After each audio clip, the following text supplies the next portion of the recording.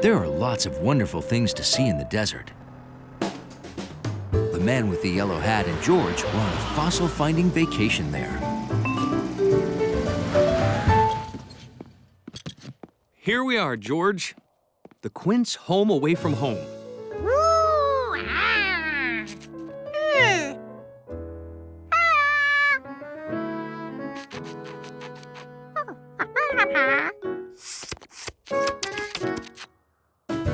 I'll tell the Quints we're here.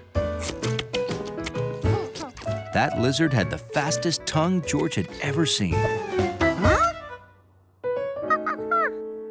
It seemed like everything moved fast in the desert.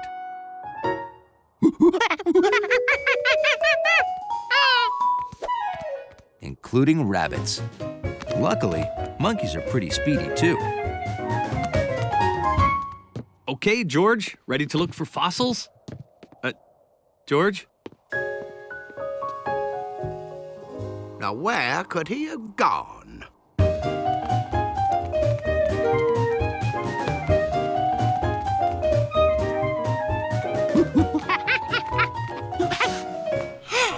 Hi there. I'm John Otter. You must be George. The Quints said their monkey friend George was coming to visit, and you're the only monkey I've seen today. Ah, what a wonderful interruption. In fact, my name, Otter, is Navajo for he interrupts. I'm a hatari, a medicine man. One thing I do is make paint. John's paint looked a lot like rocks. You see? Instead of painting with paint, I paint with sand. I grind different colored rocks into sand. The canyon has all the paint supplies I need.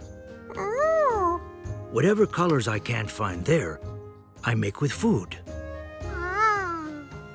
And then to paint, I take the sand and let it slip through my hands like this.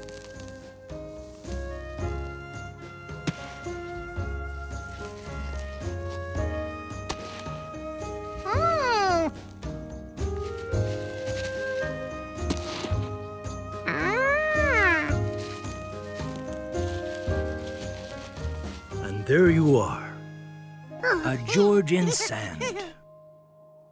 George?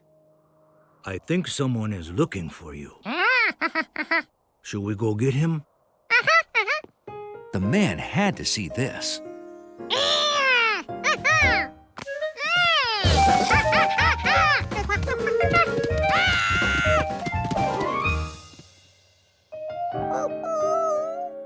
John's painting used to be there. Now it was there, and there, and there. George!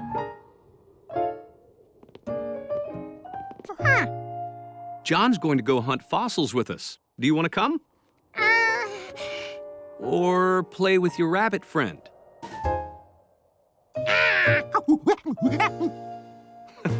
Okay, we're that way at the river if you need anything. Bye, George. He needed to fix the painting before they came back. Luckily, he had a lot of paint supplies.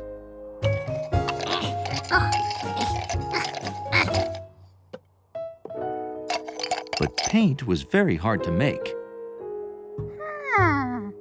Maybe John had some already ground up in those buckets.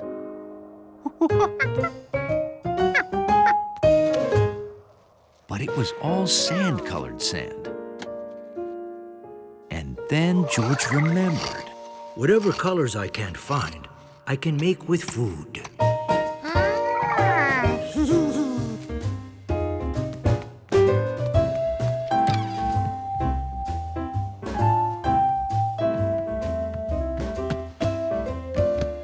Oh, there you are. Would you like a snack?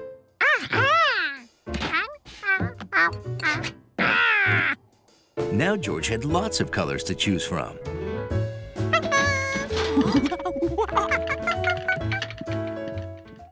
George loved to travel.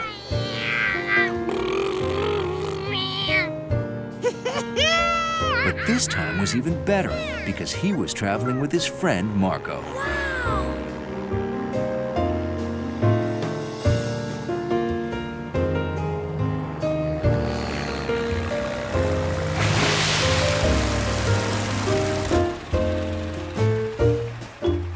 Here we are. Hey, George. Buenos dias, Marco.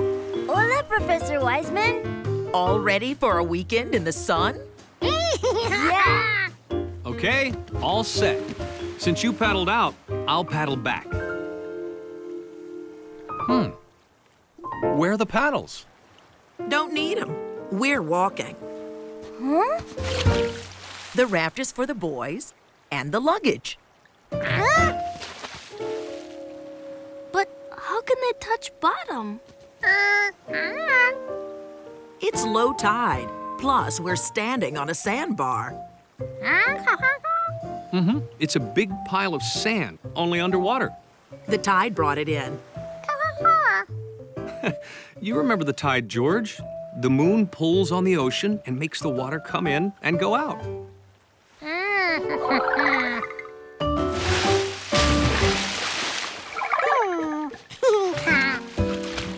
Wait until you see the tidal pool. The tide makes those too. Sounds fun. George and Marco were amazed by the tidal pools.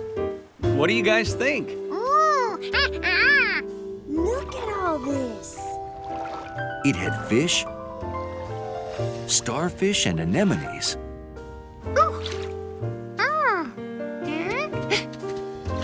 And clams.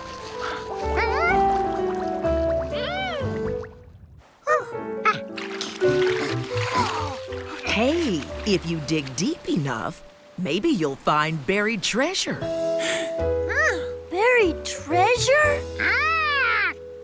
Rumor has it the early explorers buried some around here somewhere, but no one's ever found it. Hey, I bet we could find it. Ooh.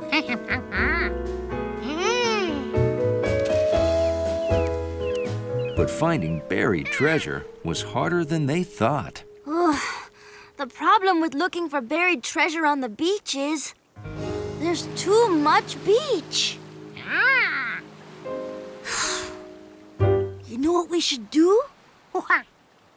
We should make our own buried treasure.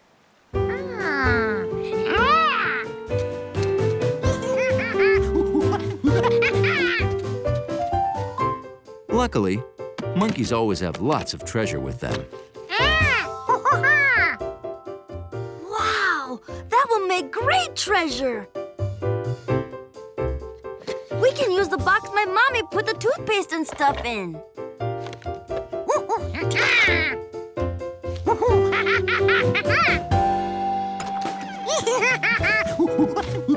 But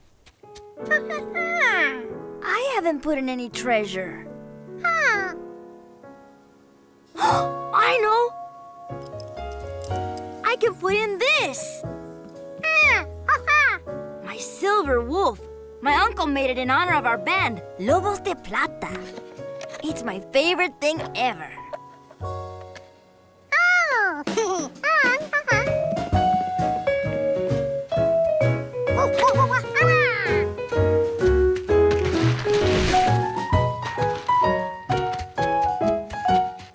Now, we need a way to remember where it's buried.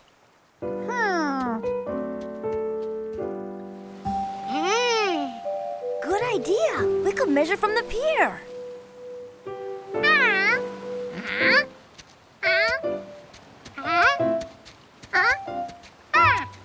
The treasure is 5 giant George steps away from the post with the rope on it.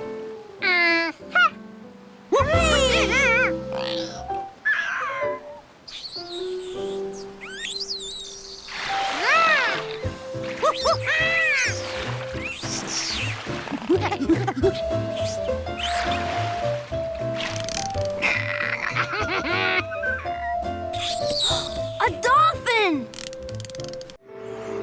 It was deep winter, a time when the whole world seemed snowy and cold.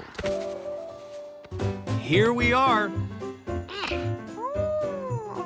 But this year was the snowiest and coldest ever. Come on.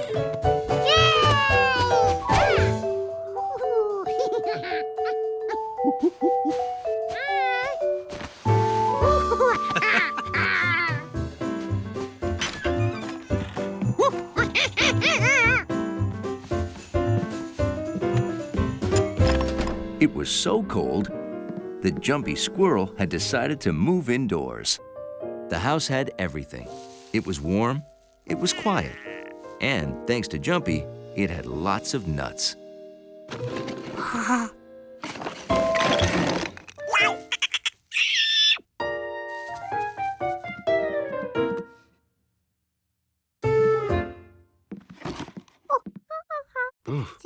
It is cold in here. Let's turn up the heat.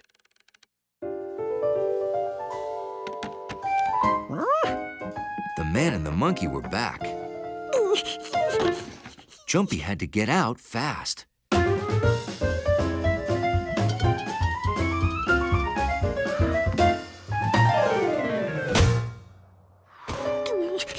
But no sooner was he out than he wanted back in. Luckily, Jumpy had a lot of in and out doors.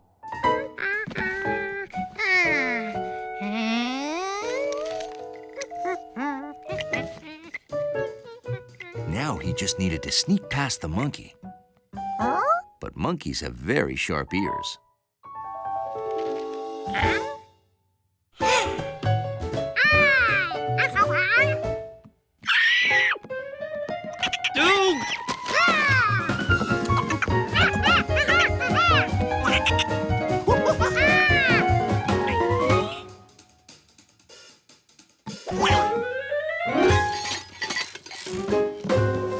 Oh, no.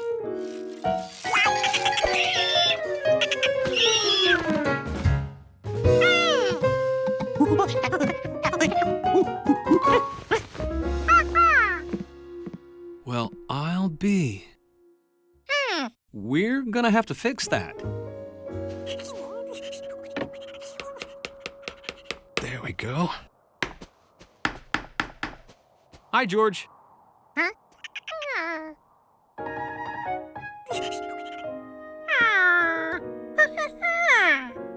Well, we can't leave holes in the house. All the heat will get out. No, Jumpy needs to stay outside. There's more food for him out here. He'll be happier in his own home. George wasn't so sure about that. And neither was Jumpy. It was way too cold. His door was sealed shut.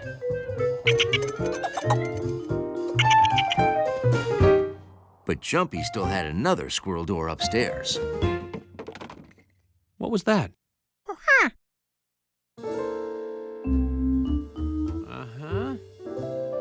Yep. Your friend Jumpy has been very busy. No wonder the house is so drafty. Okay.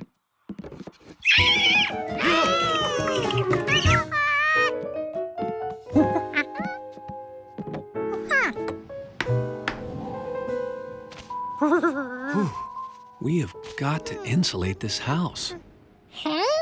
Insulate. It means keep the warm air in and the cold air out. Okay, cold, ready or not, here we come. First, the man sealed around the windows.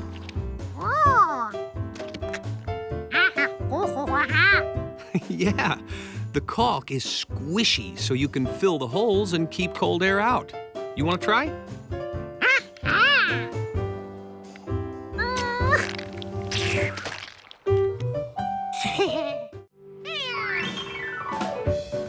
Monkeys like knocky sock. They're knocky, they're socky, and they're easy to grab with toes.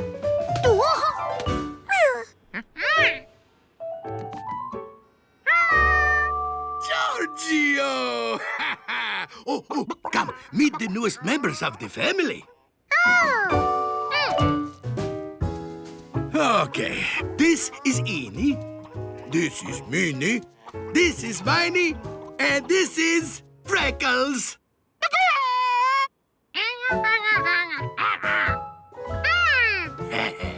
Now I can have the fresh eggs every day. And fresh eggs, mwah, they make everything beautiful. Ooh, you come tomorrow, Giorgio, and I will make you a nice fresh egg omelet with pesto and peppers.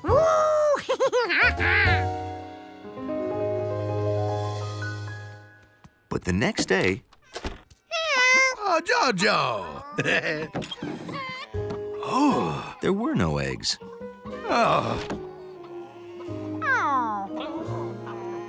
Or the day after the next day. What am I gonna cook? Or the day after the next day. There is no hope. I wonder why they won't lay the eggs.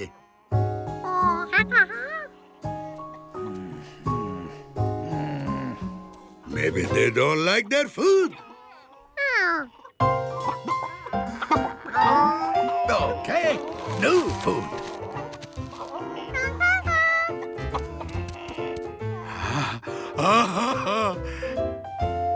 But the next morning,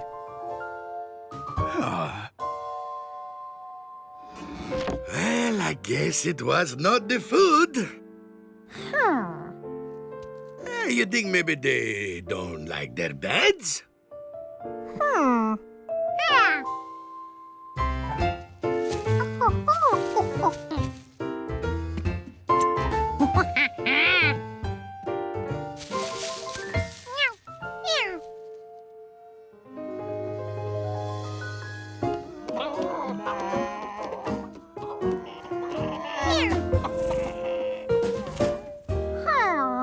Well, I guess it is not the bed.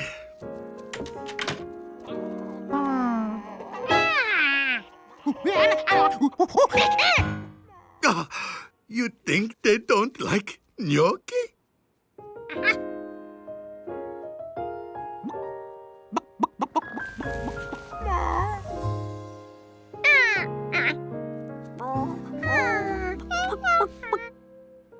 Maybe they're just unhappy here.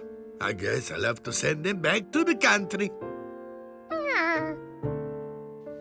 George didn't want his new friends to leave. He'd miss them. The chef would miss them too. Scusi. The chickens seemed happy enough. They pecked around happy as can be every day.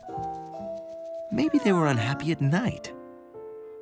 There was only one way to find out. Is that gonna be warm enough, George? Okay. See you in the morning. Bright-eyed and bushy-tailed.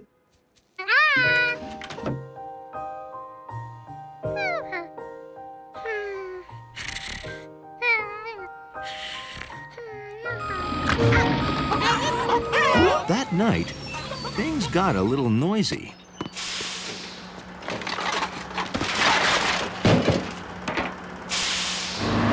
It was clangy and bangy. And yowly.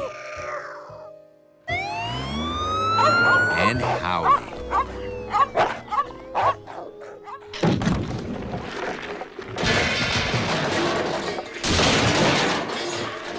And sometimes all at once. So the next morning, instead of being bright-eyed and bushy-tailed, George was just bushed. Giorgio, you look so tired. Did you not get any sleep?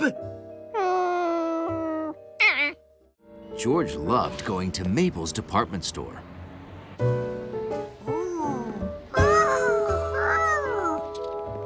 I know there's a lot you like to do here, but let's not stay too long, okay? I just need to buy some shoelaces. George did have a lot of stuff he liked to do at Mabel's. In the TV department, he liked to see how many monkeys he could become.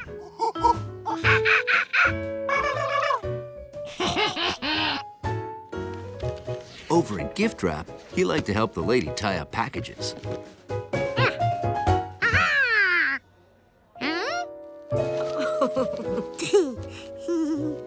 And he really liked to ride the escalator, always remembering to hold on to the rails. George, over here.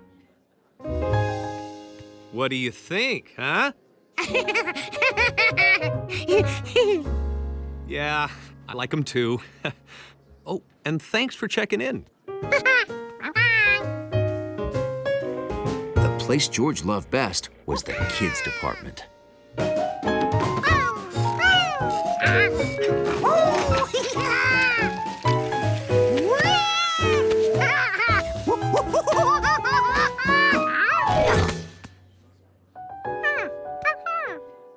George saw something he'd never seen before.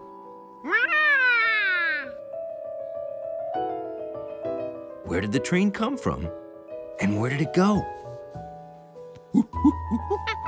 George had to find out.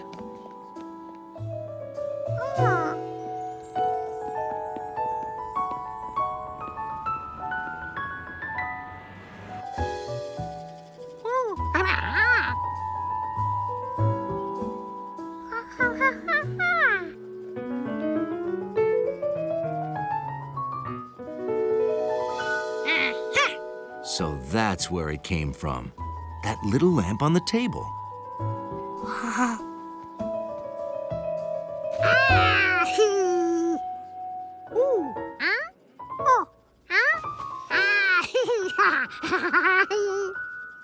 George found that when the train moved across his hand, it got a lot smaller. So he thought he'd try an experiment. Sure enough, when the lamp was close to the screen, the train got smaller. But as the lamp got further away, the train got bigger. That's really something, huh? You want to see how it works? Now, see how the train has been cut out of the lampshade? Now the light shines through it, and voila! And if you don't like trains, we've got ponies, race cars, aardvarks. Now that George knew how the lampshade worked, he couldn't wait to get home and make one. Meanwhile, the man with the yellow hat was waiting to pay for his new clothes. Sorry, George. I still have to pay, but it shouldn't take too long.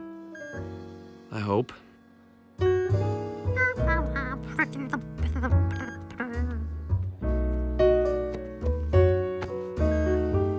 Only 7 people ahead of me. 5 more people, and then it's my turn.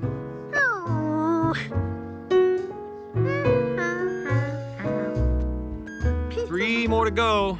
I'll be out in a jiffy. Listen, why don't you go home and I'll meet you there.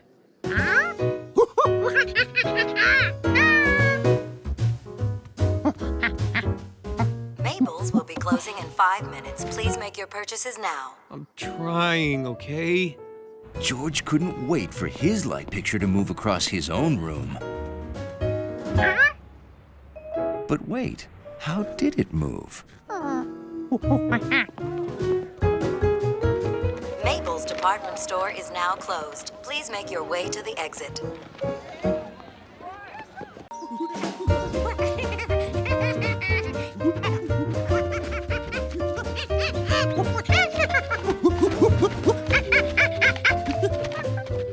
It was George's first spring day back in the country. And already, he was starring in a movie. Hiya, Mr. Rankins.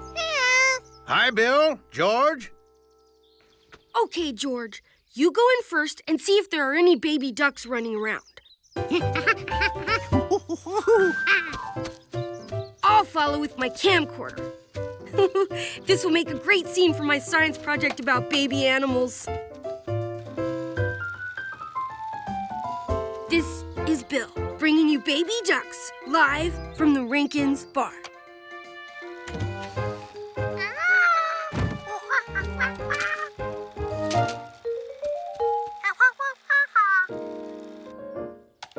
Hey!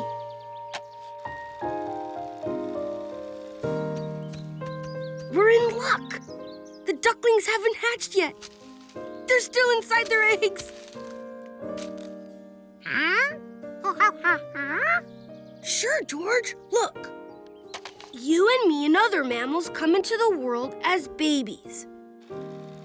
But birds, ducks for example, come as eggs.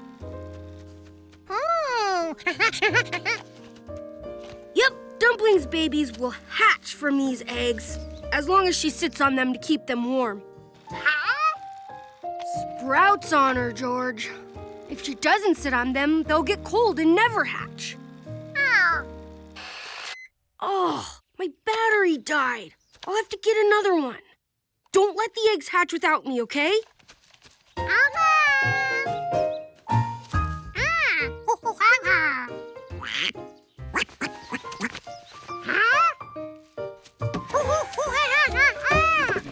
Where was Dumpling going? She was supposed to be keeping her eggs warm.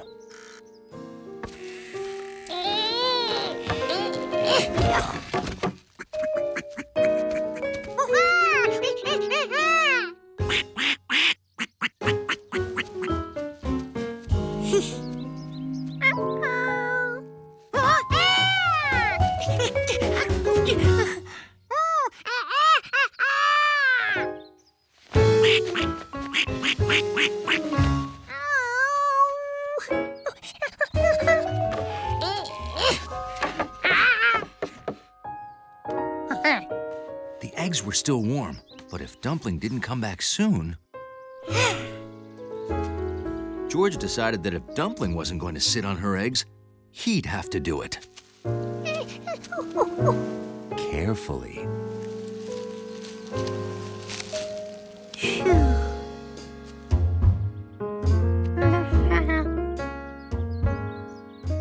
Well, sitting on a nest, hatching eggs, is actually pretty boring.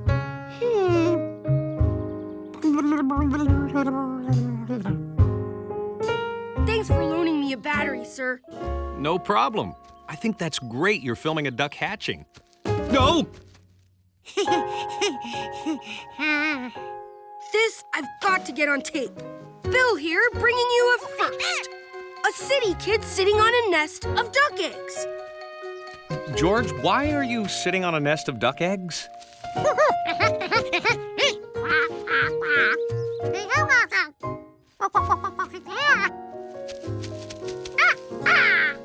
It looks like he's trying to keep Dumpling's eggs warm.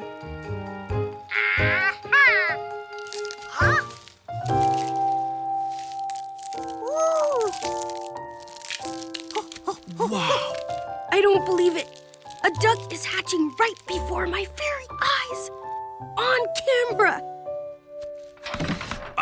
Mr. and Mrs. Rankins, you don't want to miss this. Your ducks are hatching. We'll be right there.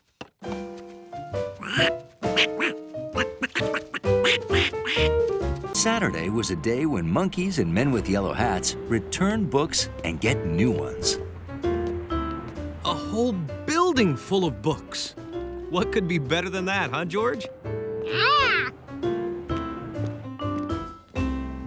Are you excited to get a new book, George? Adventurous Henry is one of my favorites, too. Maybe you should check it out again. It's called Renewing a Book. People do it all the time. George was thrilled because the man with the yellow hat had only read the book to him 18 times.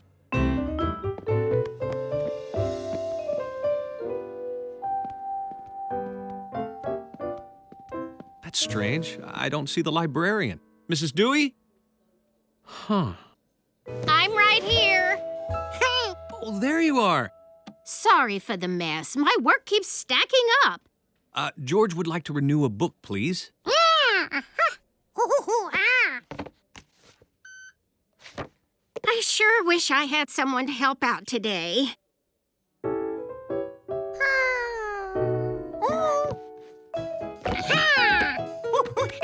Something tells me George is available. That's stupendous! Thank you, George. George, I have some research to do. Will you be all right here by yourself? Well, then I'll be back in a few hours. Be a good little monkey librarian. Okay, George. Would you mind going through this pile and separating out the DVDs?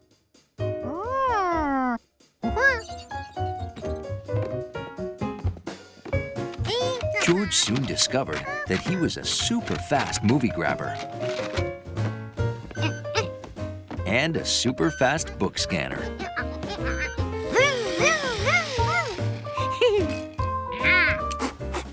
And a super fast pencil sharpener.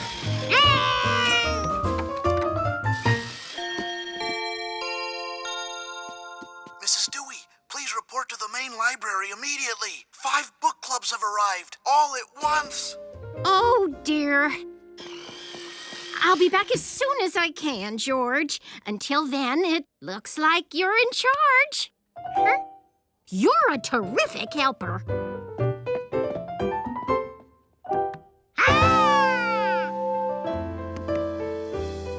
George was in charge of a library.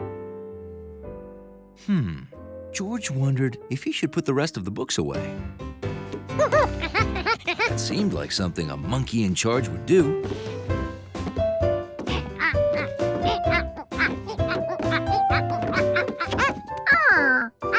George had put the books away in record time.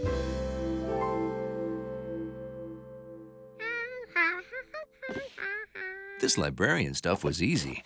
Hi, George. Where's the librarian? Oh, I see. Can you help me find Hundley's favorite book? It's called Dachshunds and Dandelions. It's a small yellow book. It's usually on this shelf. A yellow book? No problem. George was very familiar with that color. Nope, not it.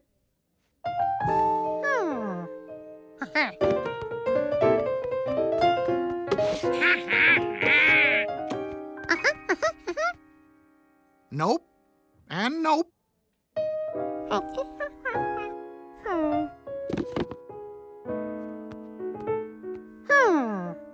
There were a lot of yellow books.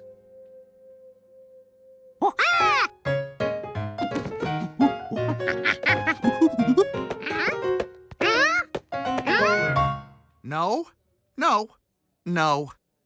That's it! Dachshunds and Dandelions. See? Thanks, George. I'll check this out in the main library. Goodbye.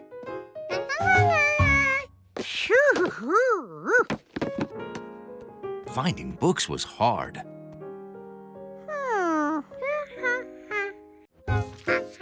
When the man with the yellow hat told George he was bringing home a wondrous animal called a chameleon, George decided to surprise it with a gift. Hi, George. That's terrific. It looks just like jade. Take a look.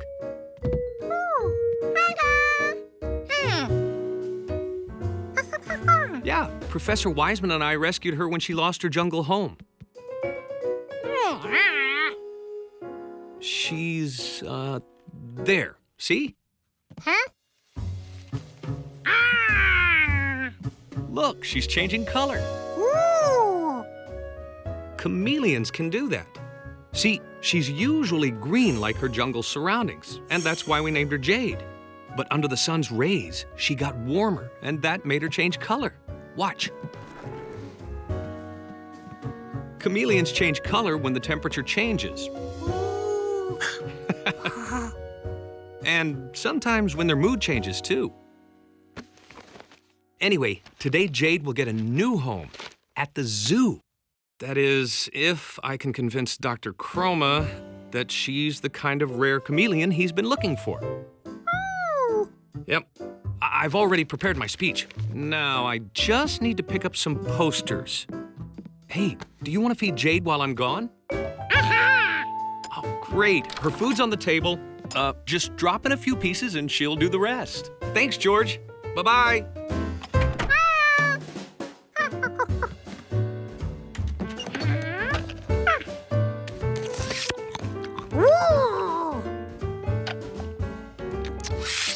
Jade had an amazing tongue.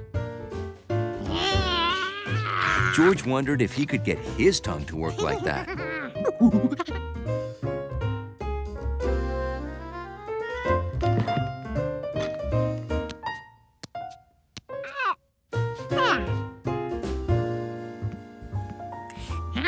George had left the cage open.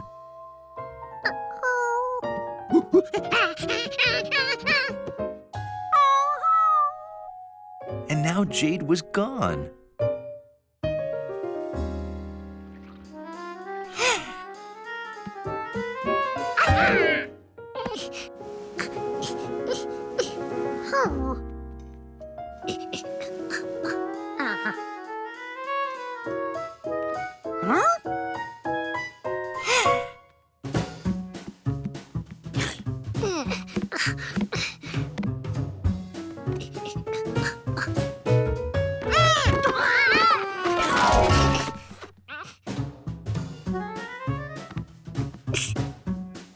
There was no way for George to get to Jade. He'd have to find a way to get Jade to come to him. Introducing Squeaky. What chameleon could resist?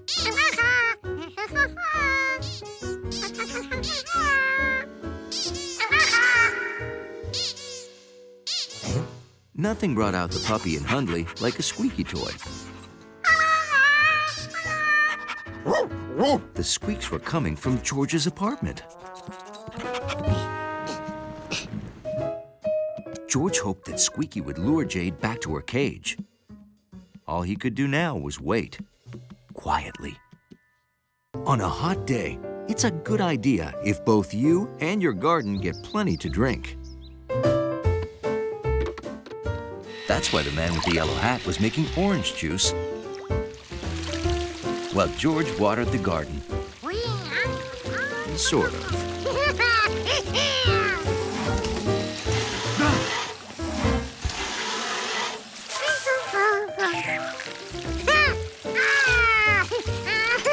Hey, George.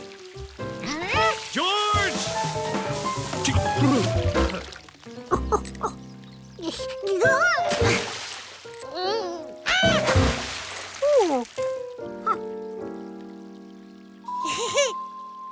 How about taking a bath to wash all that mud off?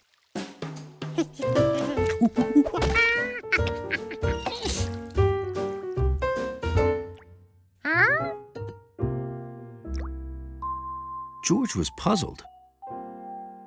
Did the bathtub run out of water? Hey, George, I'm not getting any water downstairs. How about you? I'd better call Mr. Quint. George didn't understand why not having any water led to Mr. Quint digging up their yard. Seeing as how I can't offer water, how about some fresh OJ? Oh, wouldn't say no to that.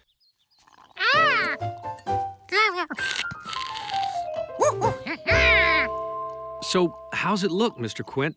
Did our well run dry? Oh, no. Just a broken pump. You got plenty of water down there. There's water under the dirt, George. Yeah. Now, this here is your house. That's the water. And to get to it, all you have to do is dig a well. Yep, a well. See, a well is just a hole in the ground that's deep enough to reach water. And a pump, like that one there, suctions the water up and out. That's sort of like the way you're using that straw. Every time you suck on it, you're pulling the orange juice up out of your glass. See, this is actually an old pump, George. Years ago, people either did their washing here or used buckets to carry water inside. Water would get sucked into this pipe and then come out here.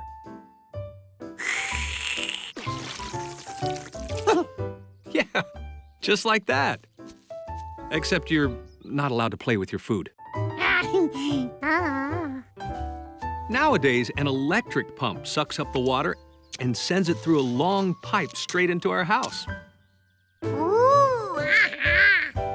Easier than buckets, huh?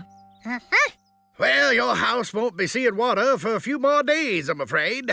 I have to order you a new pump. A few days? Well, I guess that means we're going back to the city, George. Some of us still need a bath.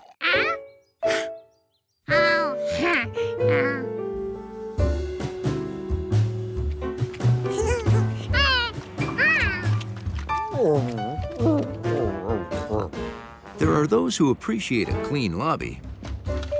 And then there's George. Okay, go straight in and run a bath, George.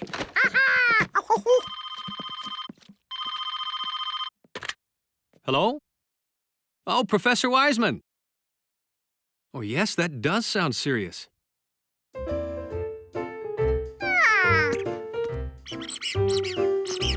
Only one octopus?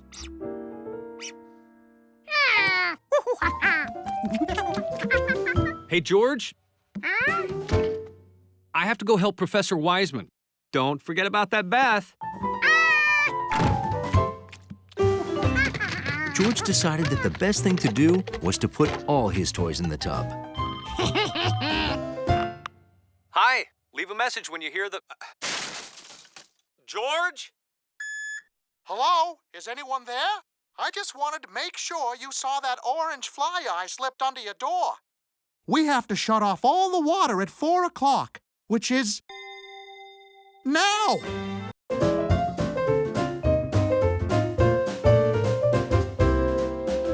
George thought Professor Wiseman's beach house was great.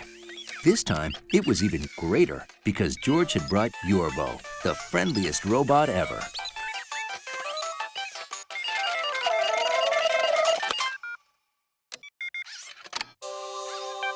Searching, searching, searching. Item found. Yorbo is great, yes? Yorbo's next job was to help George and the man with the yellow hat pack a lunch for the beach. No, not... Look out! Oh, sorry, George. I'm listening to an audiobook, The Slimy Sea Monster from the Sea. It's great and scary. George didn't understand how something could be great and scary. Thanks.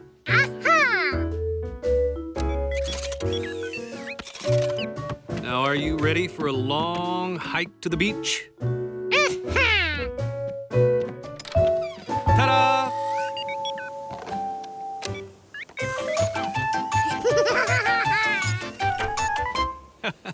Oh, I hope we don't run into any slimy sea monsters. Whew. George couldn't think of a better way to spend the day than exploring the beach with Yorbo.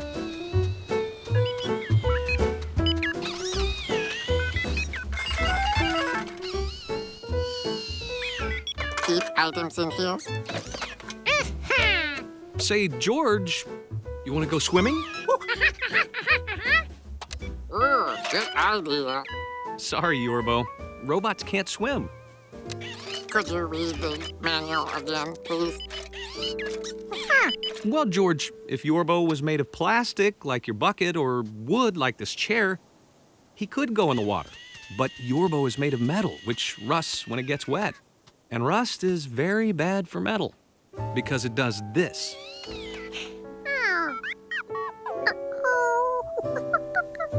Last monkey in is a rotten turnip.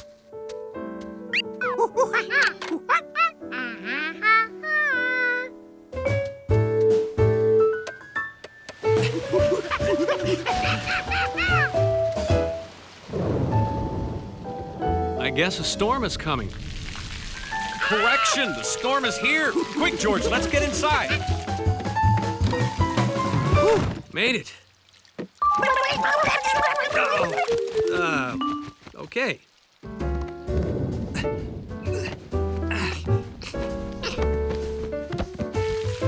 George thought it would be fun to sit inside a cozy house and watch a storm with the man and Yorbo. George, you can't go outside when there's thunder and lightning. Oh, Yorbo is out there. Don't worry. He'll get wet, but we'll clean and dry him before he has time to rust. As soon as the storm quiets down, we'll go get him.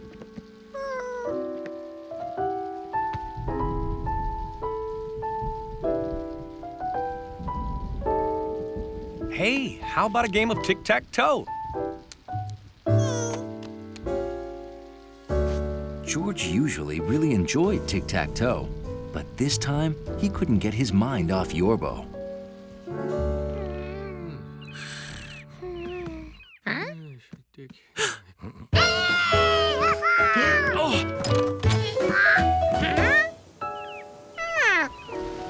Wow, the storm really did a number on the beach.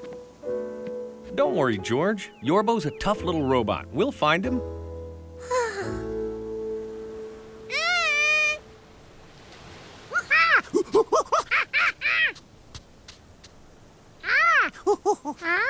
Under the seaweed? Could be. Okay.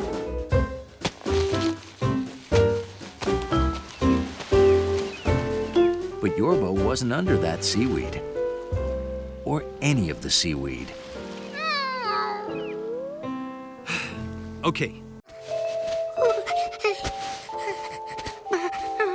It was a little cold to be doing this, and it was too big a job.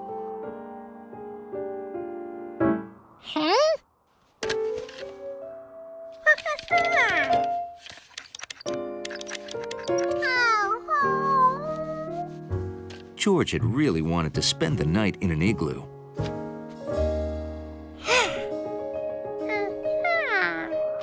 And maybe he still could. He could build his igloo right inside the house. A smaller igloo. It was nice and warm.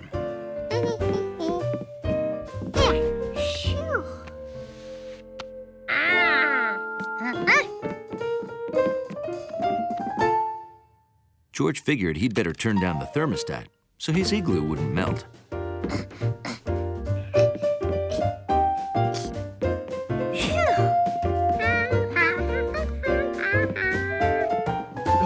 Oh, it's freezing. Oh, I must have turned the heat down too low.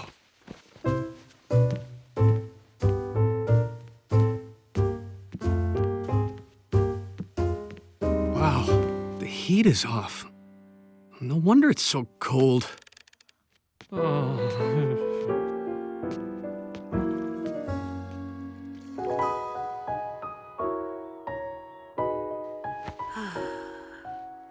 7 o'clock. The badge is mine. Ow! We did it, George. Uh-oh. George?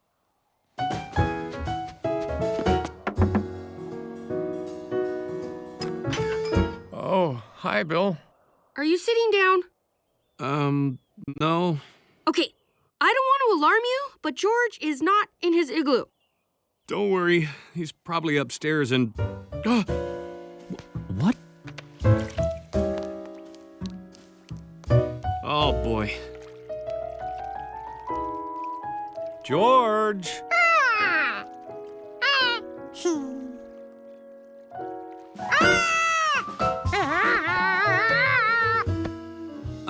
George, why is there a melted igloo in the living room?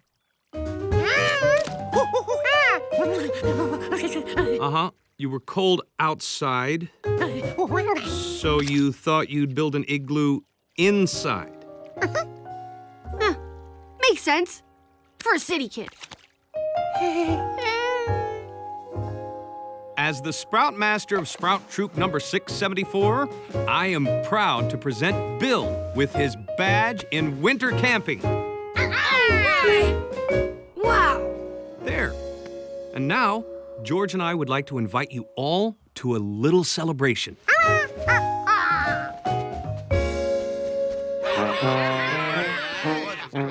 George's igloo might be too cold for sleeping, but it was just right for a party. Hey, George. Got any ice for the punch?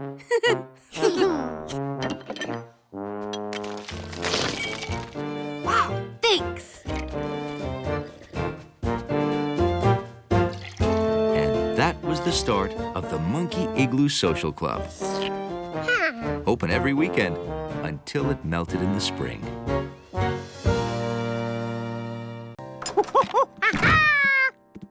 Hey, just in time. Could you grate the carrots into the batter and put it in the oven while I change my shirt? I guess they should make aprons that cover your arms. Yeah, that's great. Then would you slice the cucumbers into the soup and put the apples in the fruit bowl? Thanks, George.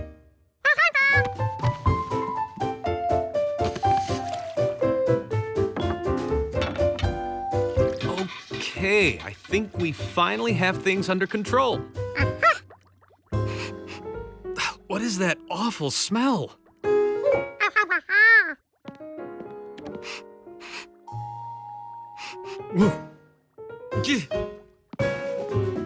George, thanks for finishing the soup.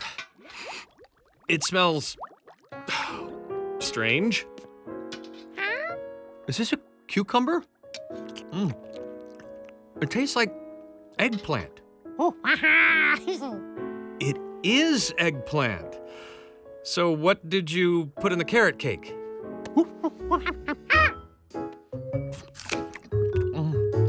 Is this some kind of radish? Radish cake and eggplant soup and a smelly fruit bowl. Interesting. George couldn't understand it. How could something that tasted so good in the store taste so bad in the soup? I'm sure you could make a good soup with eggplant, but this was a recipe for cucumber soup. Well, we still have, 10 minutes. Oh well, I guess we should just order takeout. Huh? Ooh, yeah! Where are you going? George?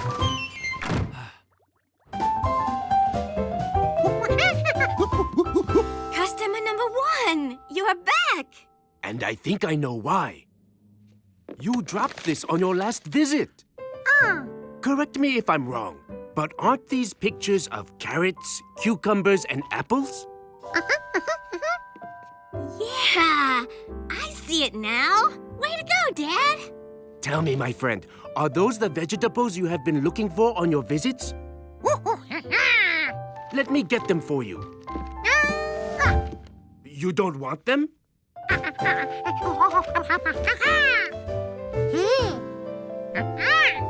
Ah.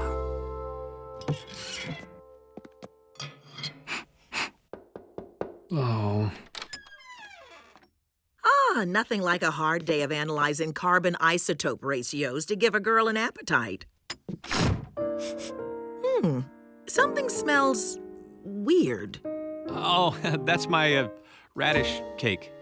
Really? Yum. George! Perfect timing! George?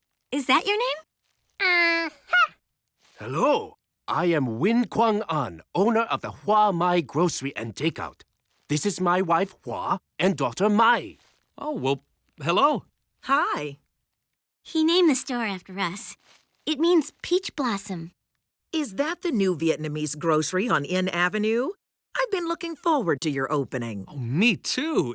Is all this from your store? It is. We thought we should help George carry in his order. We've brought you eggplant curry, bun tit nung with nuk kyum, a fish sauce with daikon radish. Ooh, I love that sauce.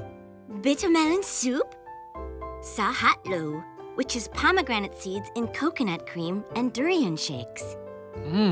It all looks great. And there's so much. Would you join us? Huh? We would be honored. A few days later, George headed back to Hua Mai.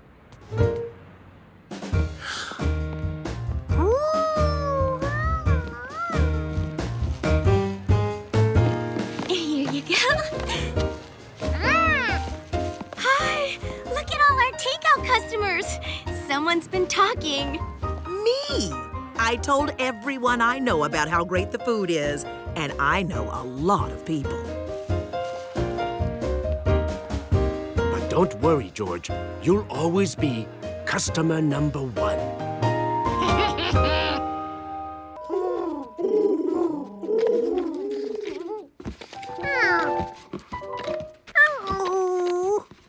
He was going to need a bigger windmill.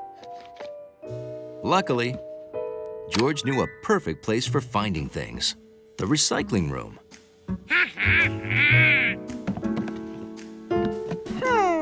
Now, what did Mr. Coyote say? If you're building a windmill, you need sails.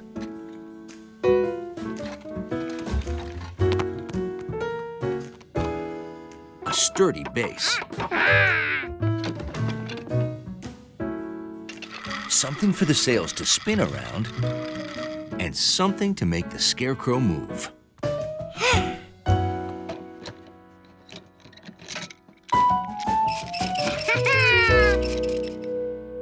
Now that he had the windmill parts,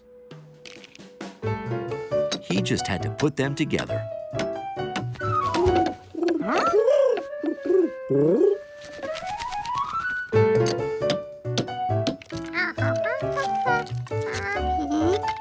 Time to take those sails for a spin.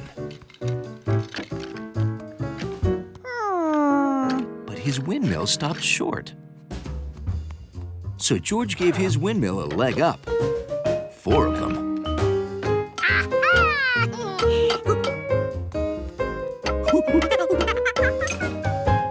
When you're making a windmill,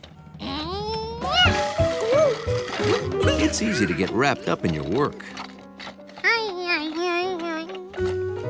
So George gave his sails a trim.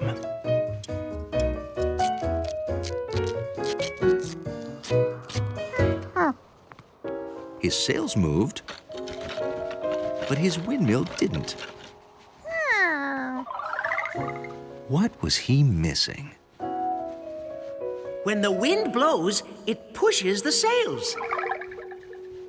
And then George realized these were too loose.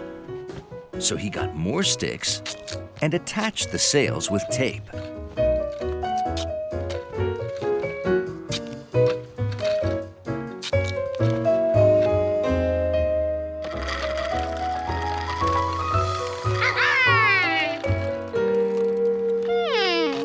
George could push his sails, but the wind couldn't. Mr. Coyote's sails were stiff. Maybe that gave the wind more to push against.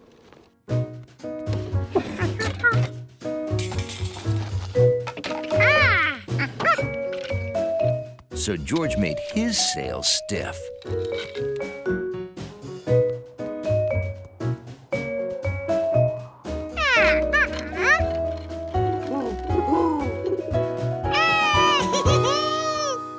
All his windmill needed now was a scarecrow mover. At last, his windmill was finished. And it was a good thing, too. Because he was out of tape. Now he just had to wait for the wind. And get a weight for his windmill.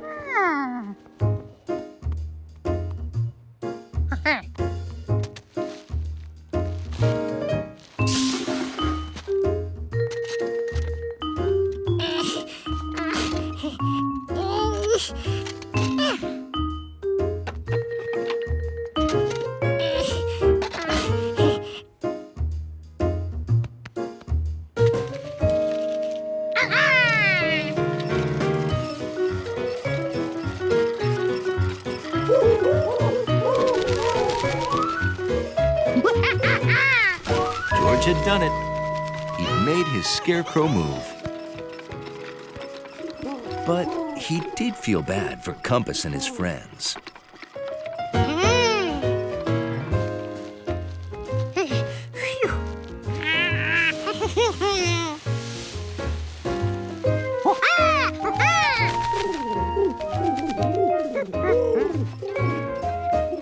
Now the pigeons could eat their food while George grew his.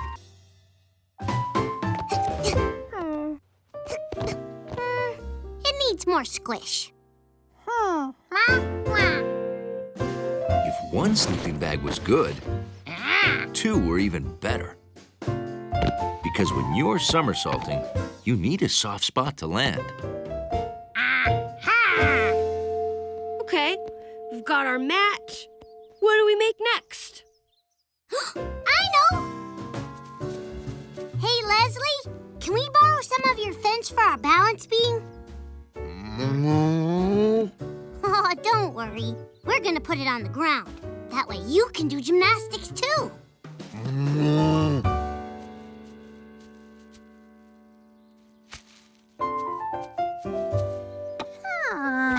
A balance beam shouldn't tip.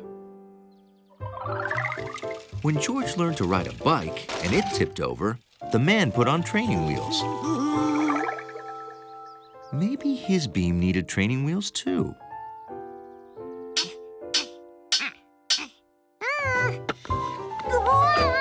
Only without the wheels.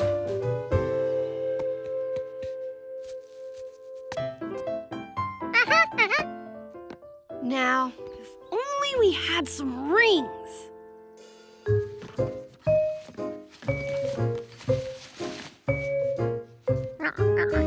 Some rings were too small, and some were too big.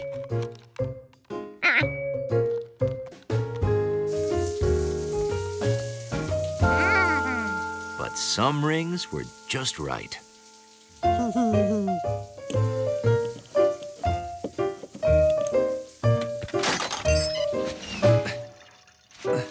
Huh. Where did the towels go?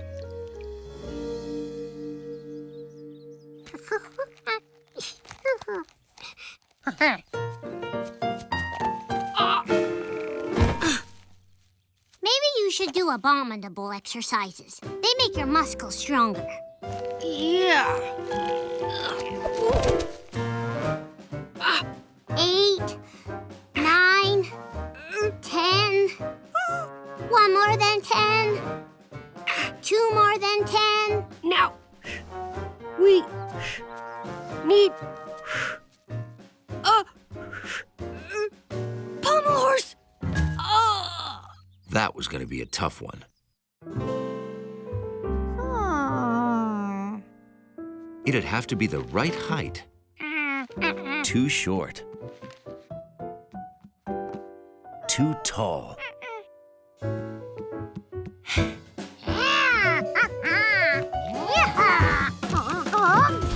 And it shouldn't tilt.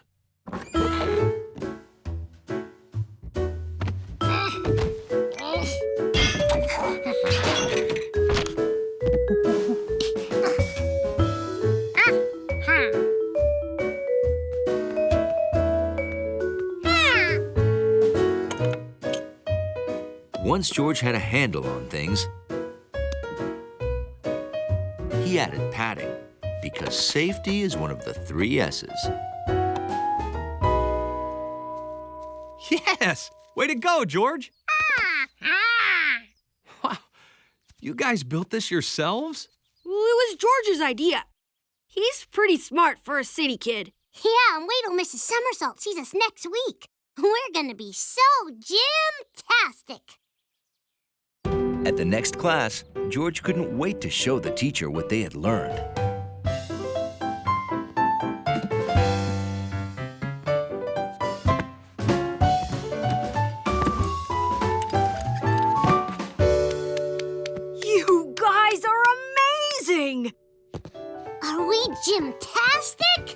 You certainly are, but how? We found another gym. Yeah, and it's open every day. Every day? Do you think maybe we could have classes there? Oh, yeah. We know the owner. And he's a natural at gymnastics.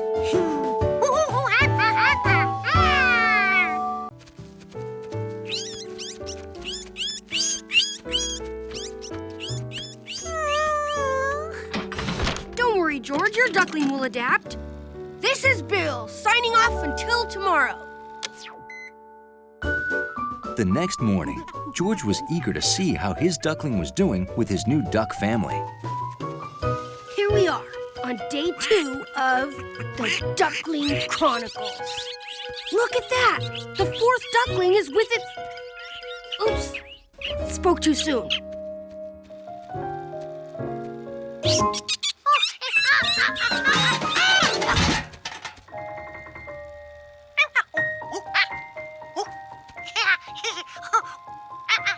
The duckling still thinks George is its mother. George had to show the duckling that monkeys are one thing and ducks are another.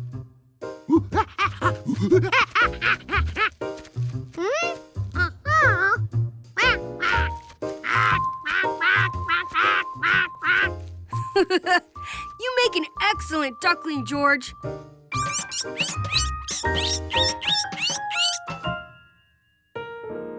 This was getting nowhere. George decided to try another approach.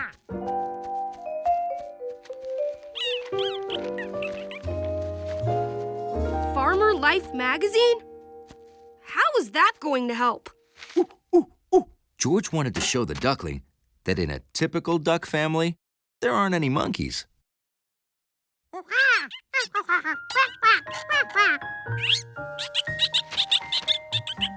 That wasn't working either.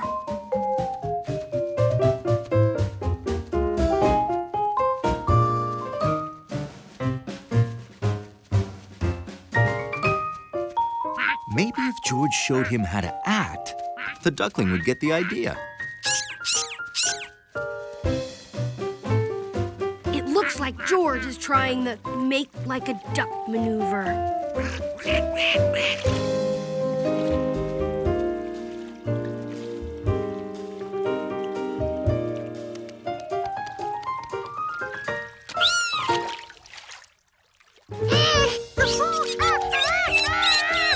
Uh-oh.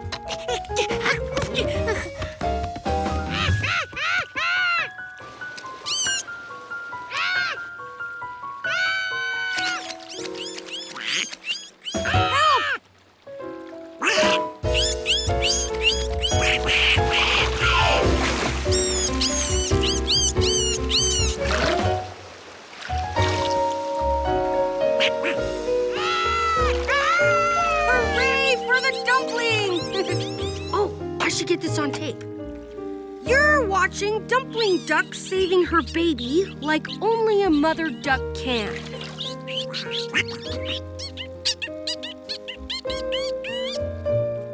And so, the ducklings were brought together by this daring rescue and by the kid from the city who helped to hatch them. Fantastic!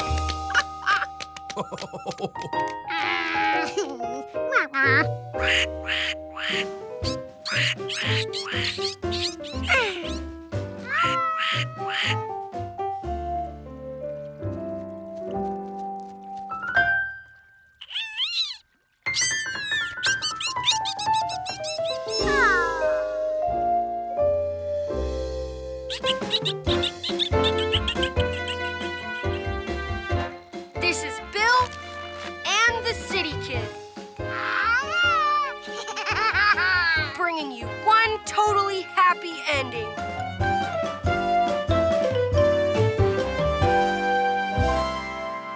No secret that monkeys like cars. All kinds of cars.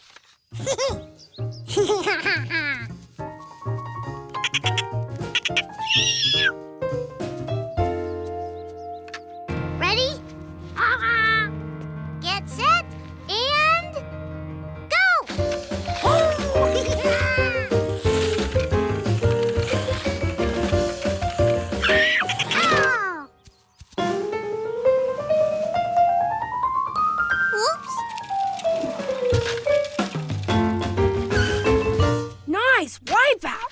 reminds me. You should have seen me almost wipe out at the Derby.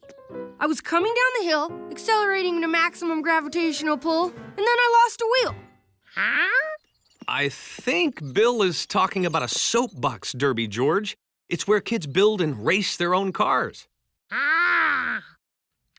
And there's a derby today on Boysenberry Hill. Oh. Check it out. Ooh. Bill, that is one nice-looking vehicle. Did you build it yourself? I sure did. It's got rear wheel steering, caliper brakes, and a parachute. You have a parachute in there? It pays to be prepared. Me too.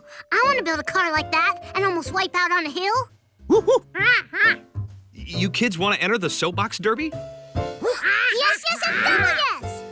If you're serious, then you'll need the rule book. It pretty much tells you everything you need and how to put it together. Hey, you want some help?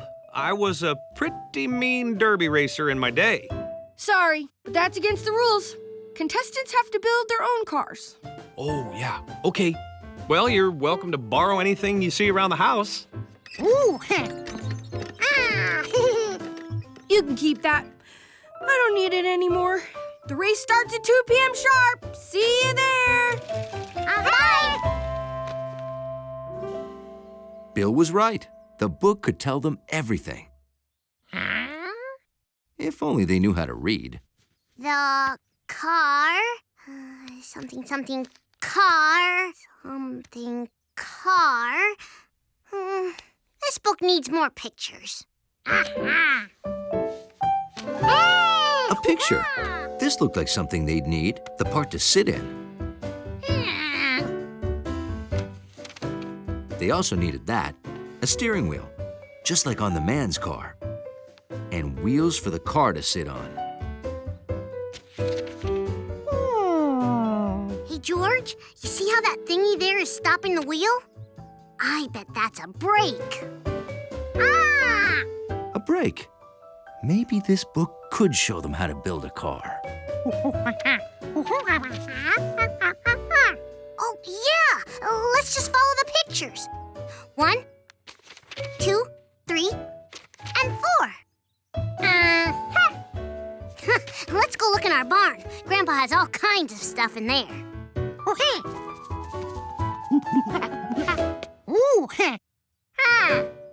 Oh, yeah, good idea. Let's take the wagon. Maybe we'll find car stuff on the way.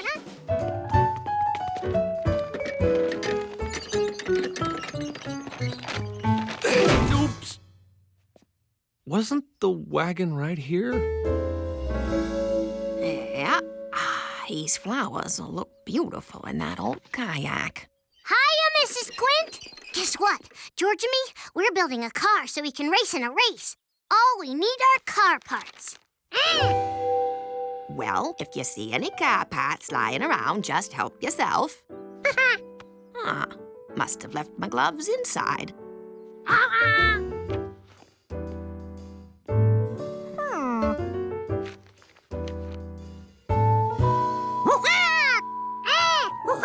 The broken boat and the car body looked a lot alike. They're almost totally exactly the same. And look it. It already has 2 seats. One for you and one for me.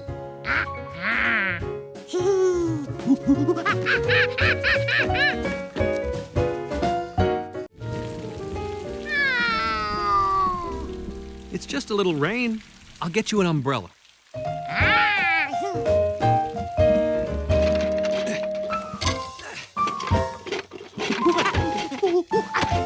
I know. Let's check the attic.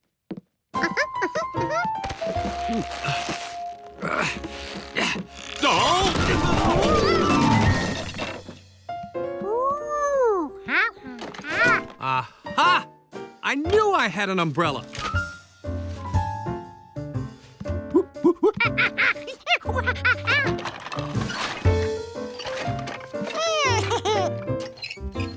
George thought the cart was wonderful. It would be perfect for carrying stuff. Huh. I really should get rid of some of this. You want that? Oh, sure.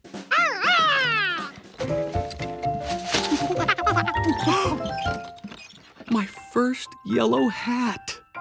Now that's a keeper.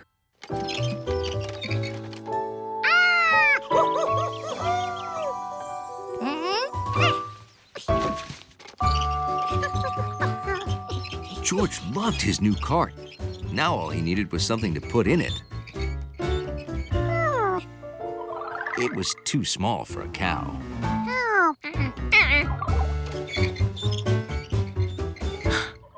It could hold a ton of coconuts, but there were no coconut trees around. That's what George could put in it. Interesting sticks.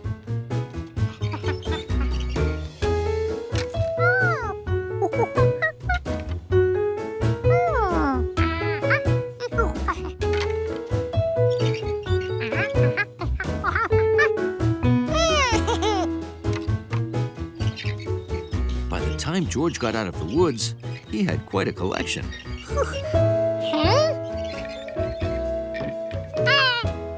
Hiya, George. Hey, you want to try some delicious made out of apples that I picked myself apple cider?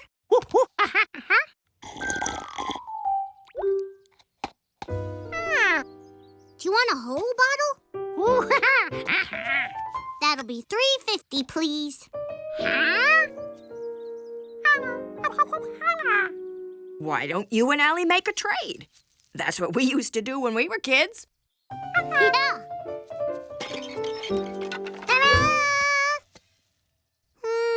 I like it, but I don't want to trade for a stick. I like the cart, though. George wasn't sure he wanted to give up his new cart. But then again, that cider was delicious. Now just remember, kids, once you make a trade, it's for keeps. We know. Hey, and it squeaks, too. Here you go, George. By the next morning, George had finished all the cider and was missing his cart. There were so many fun things he could be doing. No! Like playing hide and seek. Or carrying a pet fish around. But the cart was gone. Unless he could trade it back for something. Something Allie would like. George was trying his best not to wake up the man with the yellow hat. But today was Saturday, and the man was taking George to the zoo to see a dragon. Okay, they weren't really going to see a fire-breathing dragon. They were going to see a Komodo dragon, which is more like a giant lizard.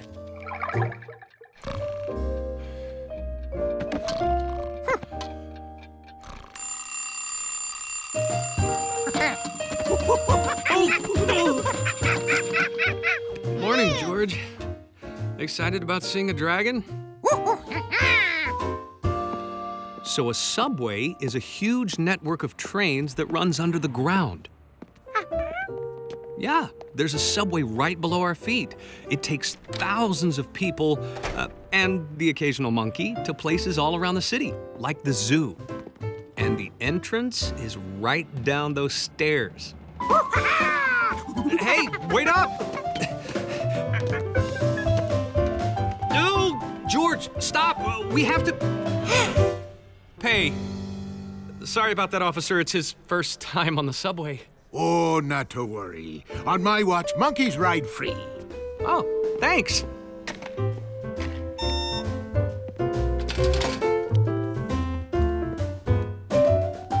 George was confused. Where were the trains? Don't worry, George. The train should be here any minute. Would you like to look at the map? We're here at Endless Park Station, and we're going to take the subway all the way to the zoo. Along the way, we'll pass the Puerto del Sol station. That's the neighborhood where Marco lives. And Chinatown, where we go for Chinese food. Reginald B. Farnsworth III. Professional clown at your service. Where are you lads headed? We're going to the zoo to see a Komodo dragon. Oh, no need to travel that far, my good man, when you can see a Komodo dragon right here. Yes, I know, it's a giraffe. It's the only animal I know how to make. Toodaloo! Okay, then. Hey, George, would you like a subway map as a souvenir of your first ride? Okay, wait here. I'll be right back.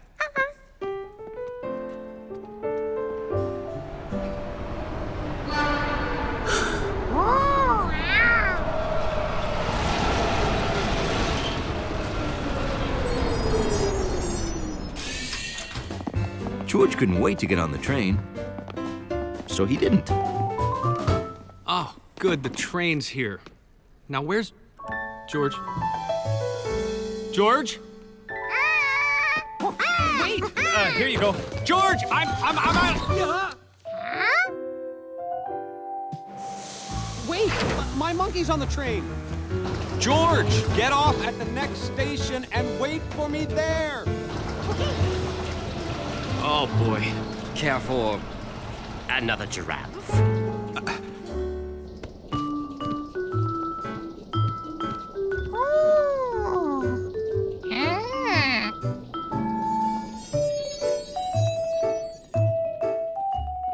Oh, hey there!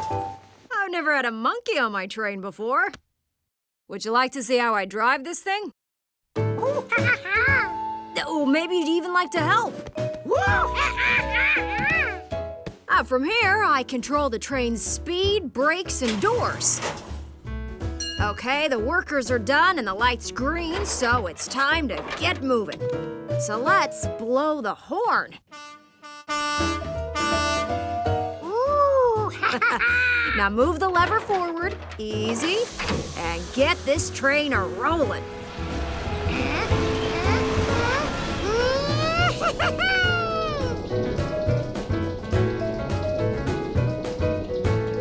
And here we are at our next stop, Puerto del Sol.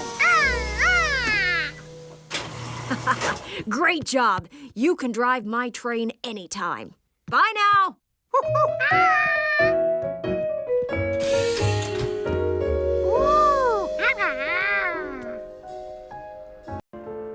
Few things captured the attention of a curious little monkey. I wonder what this could be.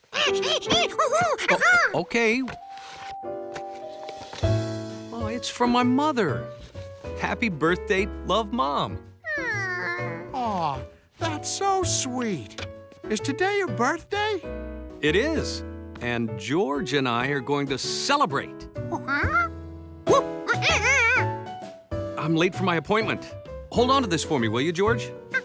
I'll be back at 7, and then we'll celebrate. Bye, George. If it was my birthday, I'd have a party. You want to have a party? Shh. A surprise party? Even better. You know how I throw a party? It's as easy as A, B, C, D. All you need is A, an apartment, B, your buddies, C, a cake, and D, decorations. A, B, C, D. That didn't sound hard at all.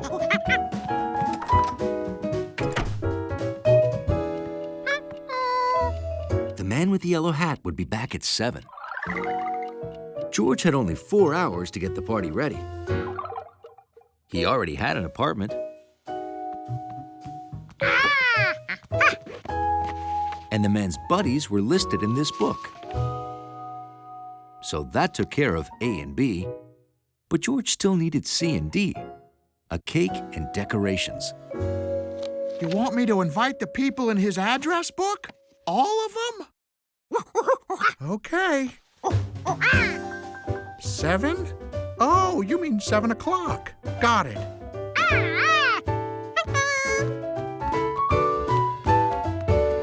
Since you invited me to your party, I'm gonna give you my special all-fruit frozen cake on the house. Just pick a size, Giorgio. A big party needed a big cake. The big one. Surprise.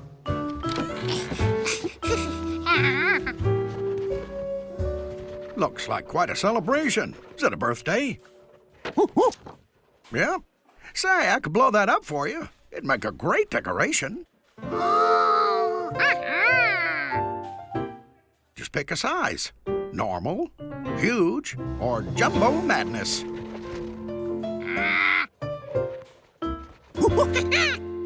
Jumbo madness it is.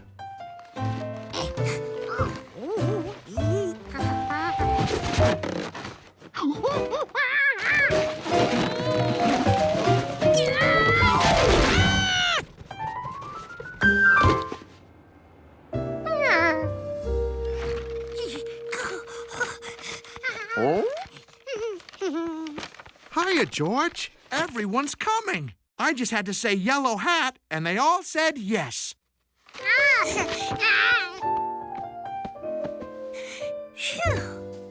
Oh, I'll take that stuff upstairs. Maybe you want to get a stepladder to hang the star?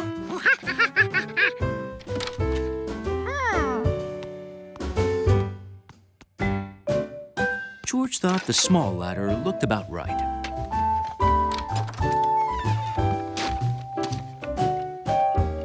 "5 o'clock? Oh, I gotta get back to work. Hunley can stay, though. See you at the party."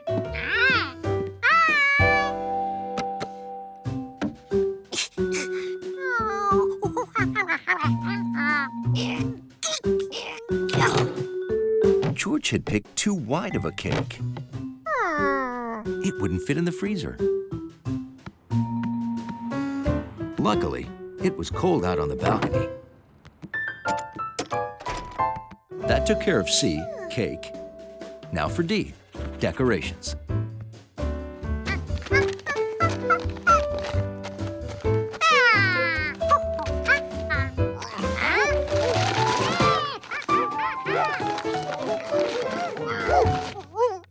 George had also picked too big of a poster.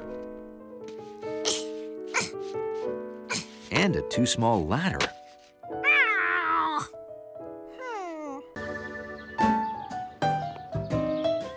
George was excited because he was going to see his very first baseball game. Marco's team, the Cubby Bears, versus the Tiger Babies. Hey, George, throw me the ball.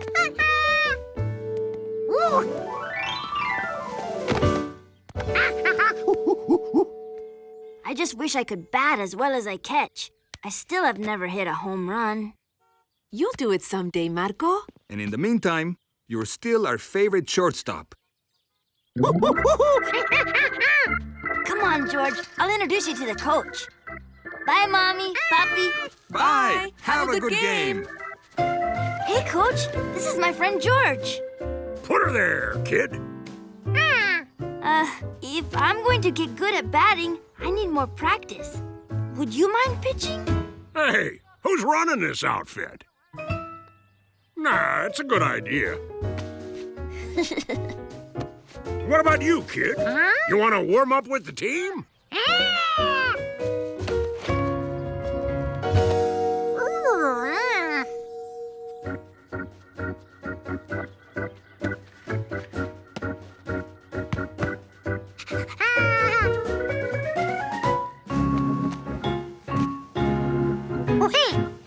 Okay, Marco, keep your eyes on the ball.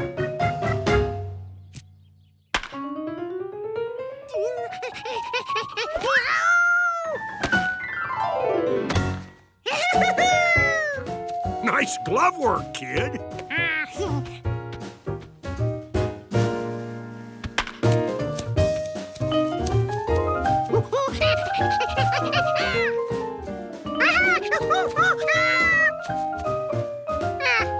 Whoa, you're some runner. Warm-up's over, guys. It's time to play ball.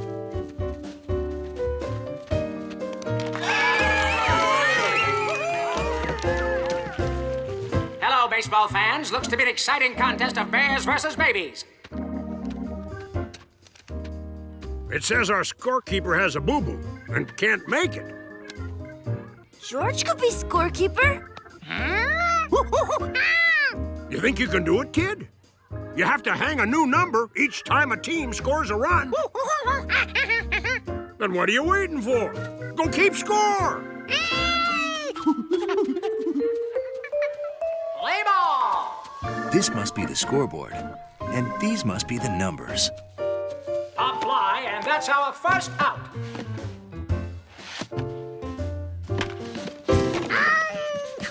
Three strikes, out number 2.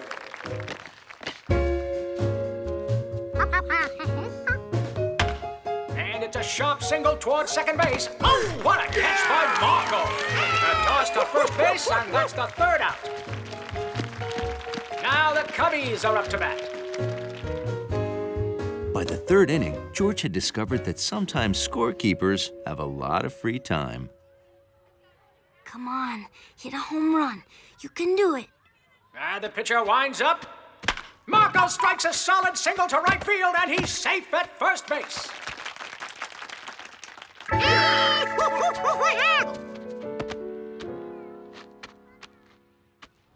Oh, a strong hit down the right field line. And the right fielder is having a little trouble finding the ball. Run, run, go! Will Marco be able to score from first base? Safe at home! That's one run for the honeybees thanks to Marco's sensational slide. Time to put up a number.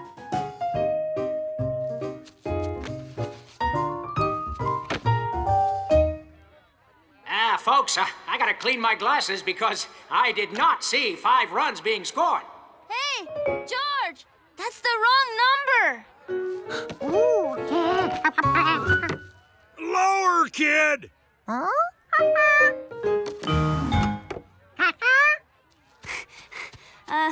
George, you're really good at hanging numbers, but now they have to go in the right order. What did that mean? In order?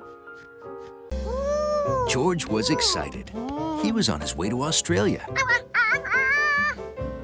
No, we haven't even taken off. Oh!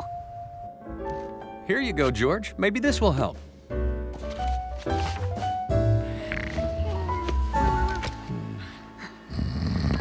Sir, we're in Sydney. Oh.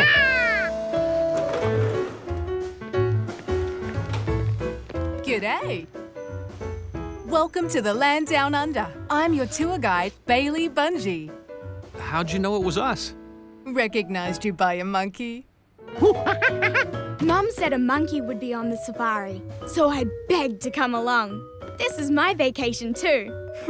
My daughter, Bindi. And you must be George. Let's get going. Your Australian outback safari adventure awaits. I hope you like animals, because you're about to meet a lot of them.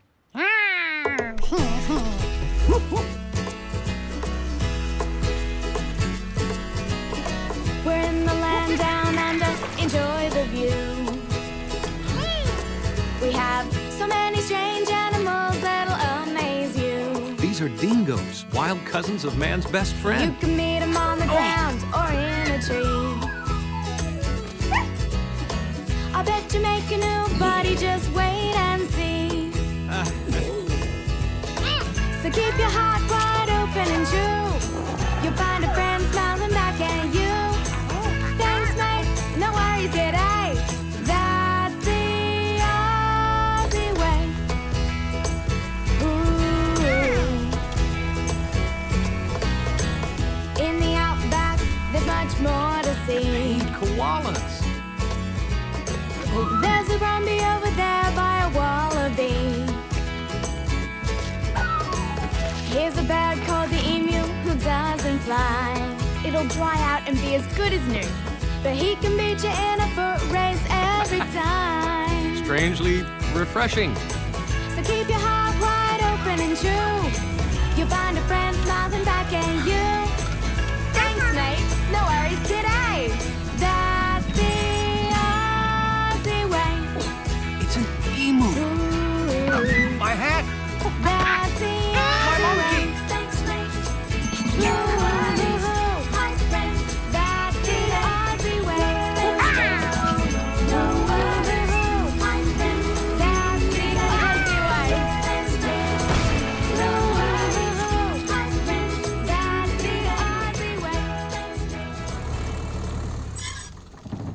we are, all the comforts of home. Even a shower.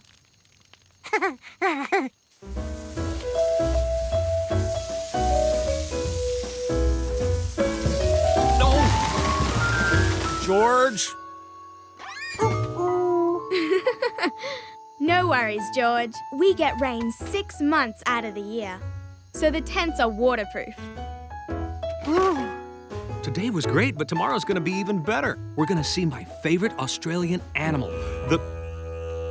What's that? Cook. I've never heard of an animal called a cook. Cook isn't an animal.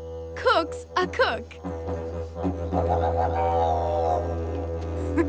He plays a didgeridoo whenever it's time for dinner. Wow, that was neat.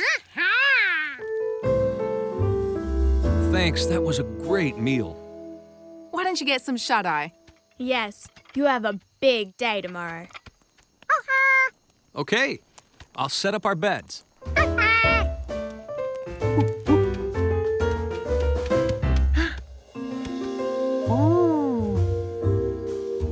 These were the biggest footprints George had ever seen. He wondered who or what made them. Everyone else's footprints went one in front of the other. But these footprints were side by side.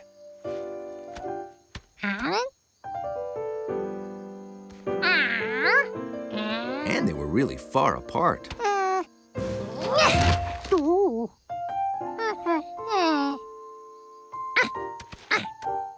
The only way you could get that far and keep your feet side by side was by hopping. Monkeys are natural-born explorers. So when the man with the yellow hat decided to visit Bunch of Beak Island to photograph birds, George decided to explore with him. Here's the radio, here's the throttle, and here is the key. Think the key ring is big enough? Easy there. Fun to play with, though.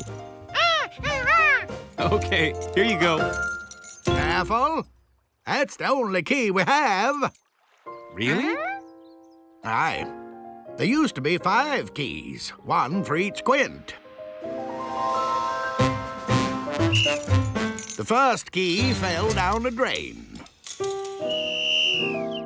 The second key fell down a drain. The third key fell down a drain.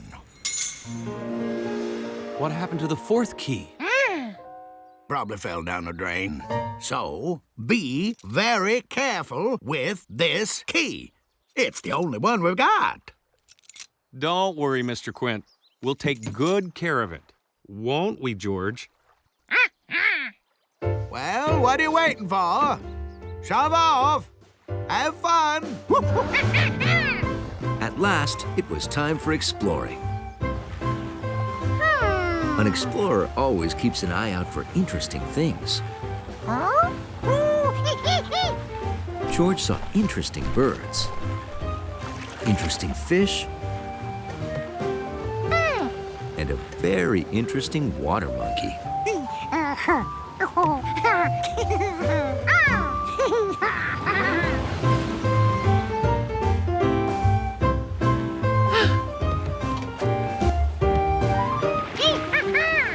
But the most interesting thing George saw was a water lump, and it was following them.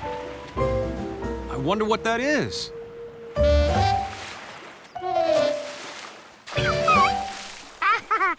What do you know, George? It's an otter pup. Pup? The man couldn't be right. That thing didn't look anything like a dog. Its paws were like hands, and its toes were like fingers, only they had webs. Plus, George didn't know any dog that could float on its back. But it did bark.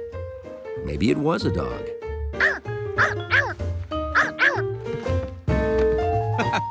Not a pup like a dog. Young otters are also called pups. From the look of him, he's a very young pup.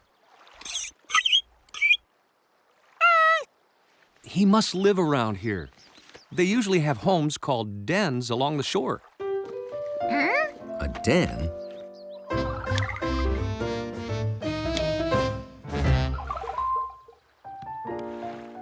George didn't see TVs, sofas, or any other den furniture.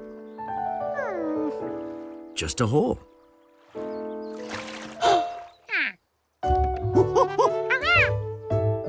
Otters are very playful and very curious. Almost as curious as a monkey.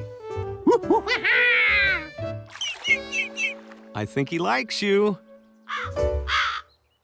What do you know? Fucticus ludovicianus, also known as a rose-breasted grosbeak.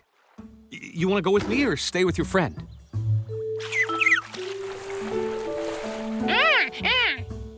Oh, all right. Oops. Better put this someplace safe.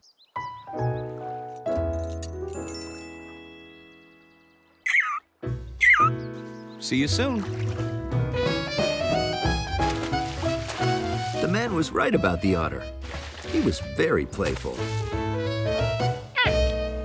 He played peekaboo.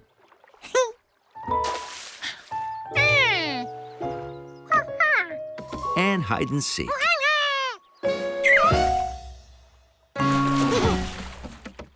The man said the otter was a pup. Maybe he liked to play fetch, too.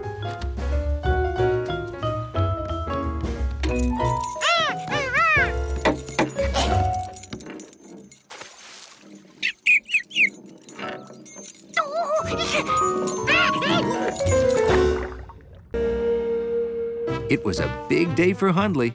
He was in charge of the building for 2 weeks in the mornings while the doorman went to fire safety class.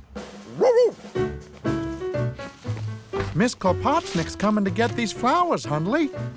And Jerry'll be here for her quarterly visit.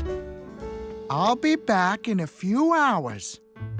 And just like that, a dog had his own building.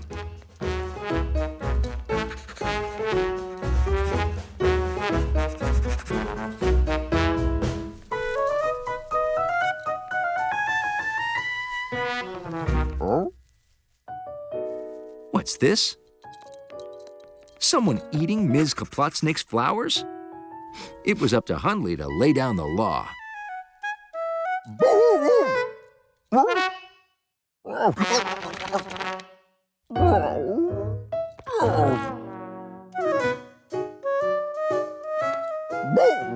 Hundley was scaring the caterpillar away. Very, very slowly. Hundley noticed it was long and low to the ground, kind of like him. But it still shouldn't be in his building. Wait, long, low, and cleaning the lobby? It was exactly like him. Hundley had a new friend, Hundley Jr.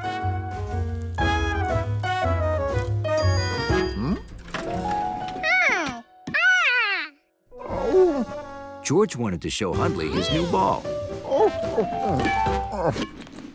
Looked like Hundley wanted to play catch. He wasn't very good at it, though.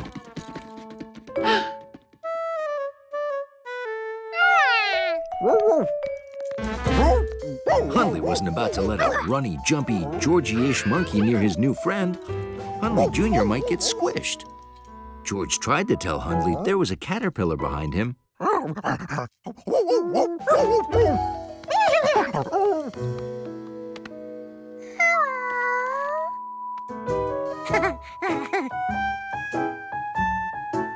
Hundley was relieved. George hadn't ruined things.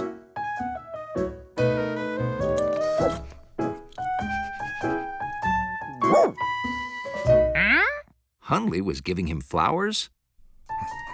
Okay, not for him, for the caterpillar. To eat. Hundley Jr. could live in the lobby forever. Maybe he'd even be a doorman when he grew up. Yep, the lobby was a great place for a baby caterpillar. Hey, Hundley, remember me? I'm Jerry. I'm here to get rid of your bugs. The lobby is a terrible place for a baby caterpillar. You might want to go outside while I spray. They needed a new place for Hundley Jr. to live.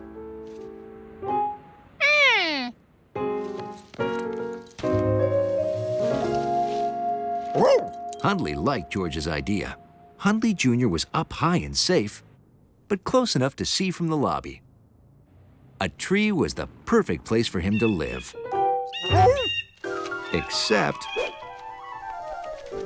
his neighbors wanted to eat him. Outside was out.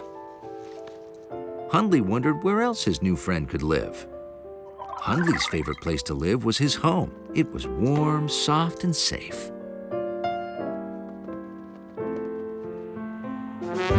That's it. Hundley Jr. could live with him.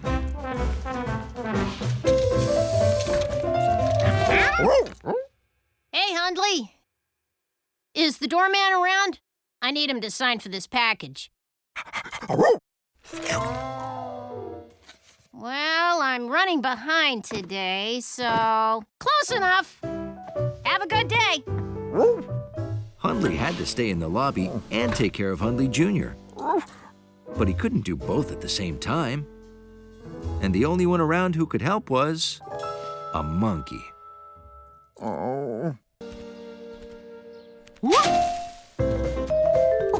George had spent a very busy morning in the park, chasing dragonflies and watching clouds. Being a monkey was hard work.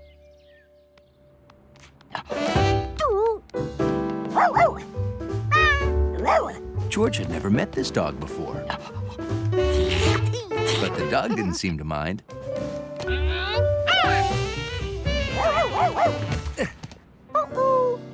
Blaze! There you are, with a new friend. Here, catch! Wow, your new friend is really good at catch, Blaze. That's George. George lives down the block. This town's not normal. George, this is Sam, our new probie. That means he's probationary. He's training to be a fireman, but first he has to pass all the tests. And that's our new fire dog, Blaze. He's on probation, too, because he keeps running away. And one of Sam's tests is to keep Blaze from running away. Well, we probies have to look out for each other, right, Blaze? Okay, buddy, back inside. Nice meeting you, George.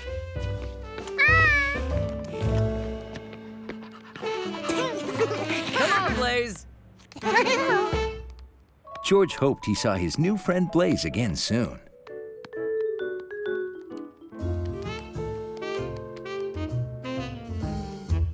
George had the strangest feeling he was being followed.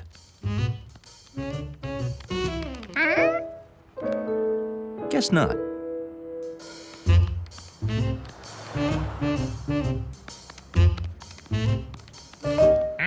Were those footsteps George heard? And panting? A mailbox with a tail? What will they think of next? Blaze!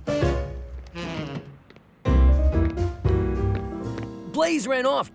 Can you help me find him? He looks just like that dog under the mailbox. Huh?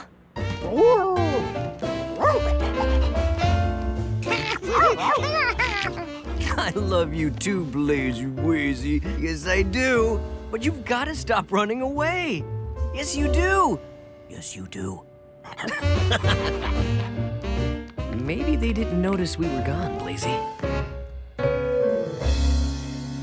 Hi. You lost him again, didn't you, probie? He's like a ninja. But I know how he got out. This entire wall of the station is a giant door, and it was open. We close this, and he'll never get out again. Well, we have to train now, Blaze, but we'll play later. Thanks for your help, George. You stay here. Okay, Blazy? Stay.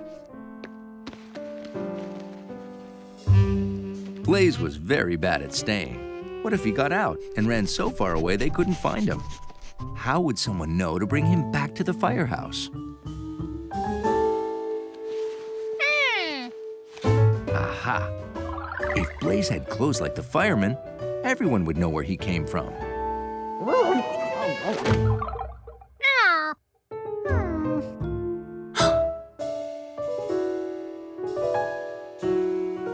Everything in the station had a label to say where it was from. Maybe Blaze just needed one of those firehouse labels on him.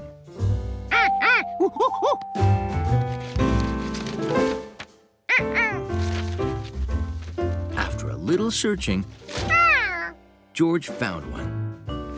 He hadn't even made that big of a mess. Well, for a monkey. George headed home, sure his troubles with Blaze were over.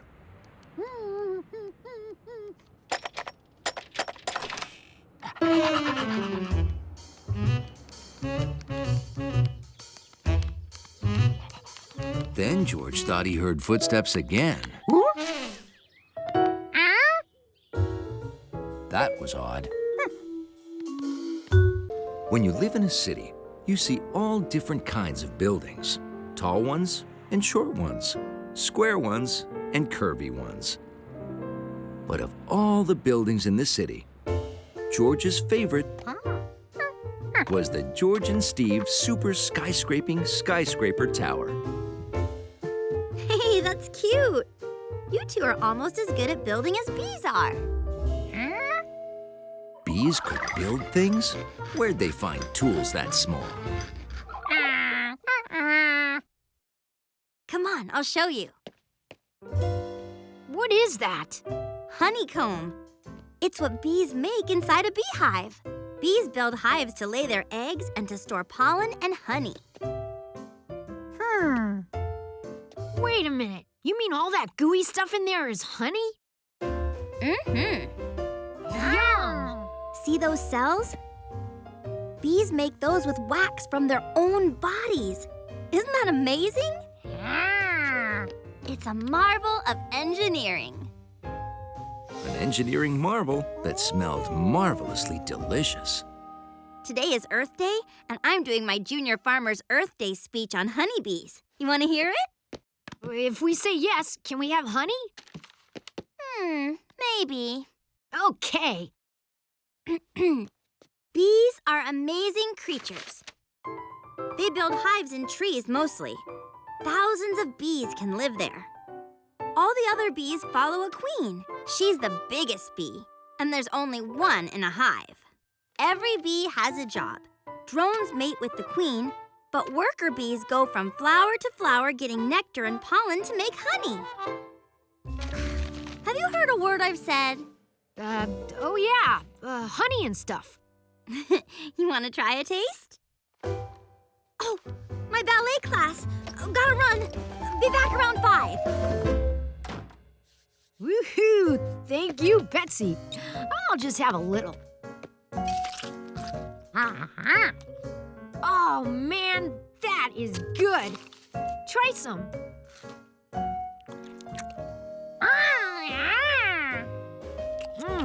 This is too delicious. Okay, one last little slice and then I'm done. We ate Betsy's honeycomb and she needs it for her speech. Oh, what are we gonna do?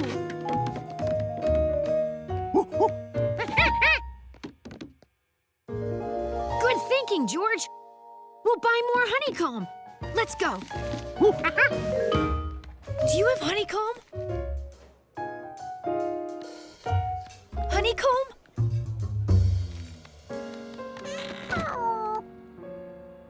Why does no one have honeycomb? Hey, I know. In Betsy's picture, the hive was in a tree, right?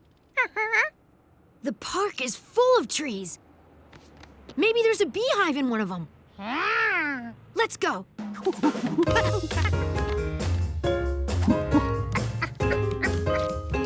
Be careful. like you touching their hive.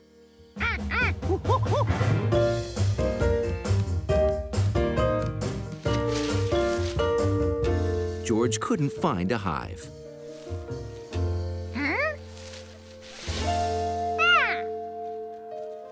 But he found something almost as good.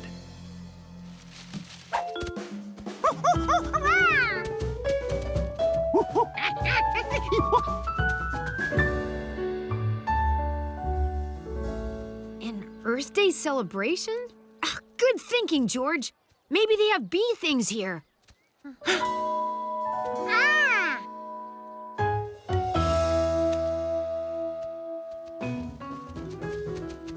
Howdy. Buster Beesman's the name, but you can call me Buzz. Honeycomb! We need honeycomb. Sorry, fella. Just sold the last one. No! Oh, this is a beehive. I built it from scratch. A beehive? It didn't look anything like the beehive in Betsy's picture. On their way home from the circus, the monkey with the yellow balloon and the man with the yellow hat noticed that Professor Wiseman's light was still on. Don't tell me you're still working, Professor. Of course, it's only 9 o'clock. What's this? A foot race? Mm-hmm. We're trying to raise money for an expedition to the lost city of Omam. Great cause. I'll sign up for that. Hey, you want to help me train, George? Great. What about you, Professor? Are you going to run? Me? Oh, I can't run. I've got way too much work. Poor Professor Wiseman. She doesn't know what she's missing. The next day, George couldn't wait to start training. Hey! Wait up!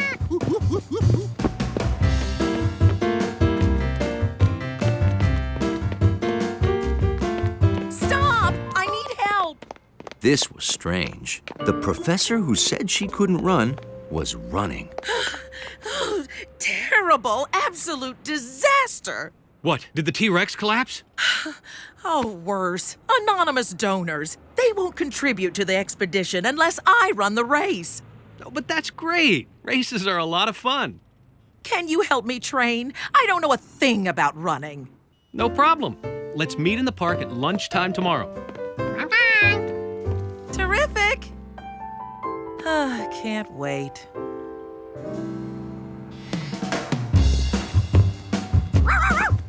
No, Sharky, look out!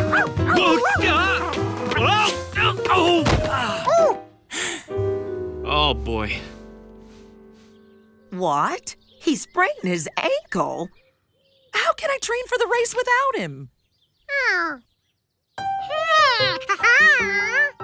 You want to be my personal trainer?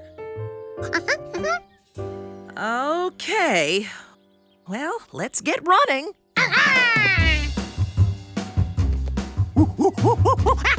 Hey, wait for me! George thought that to be a trainer, all he had to do was run, and Professor Wiseman would follow. Simple.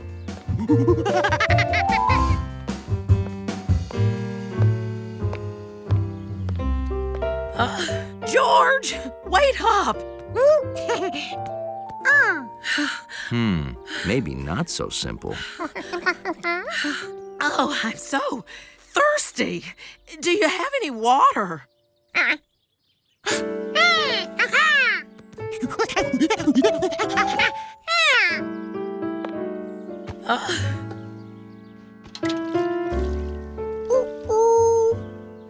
Okay, that's it.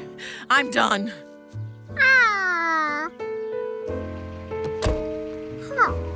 Sorry, George. I'm too tired to run anymore. We can try again tomorrow. George's first day as a trainer had not gone well. Hi, George. Professor Wiseman called. She said you tried to help her train for the race.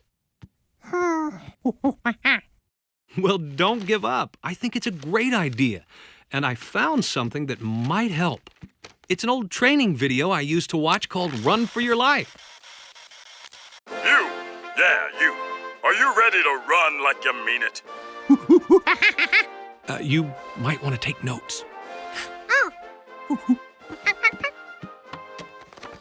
Tip number 1. Before you hit the road, you gotta get graceful.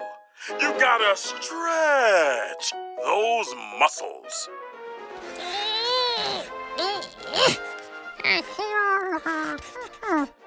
When George met Professor Wiseman in the park the next day, he wanted to be ready.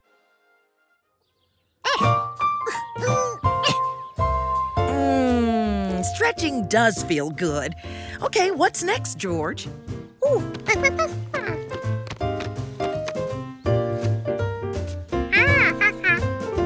Time to run? Oh, but not too fast, right? All right then, let's go.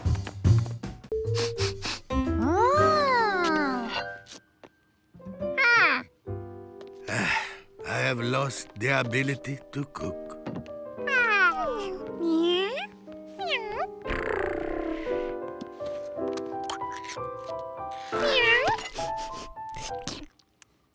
Oh, my cooking is worse than cat food. Well, it sure doesn't smell worse. Yuck. Huh.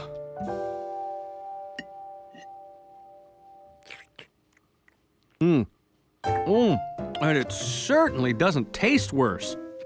Not that I've ever tasted cat food.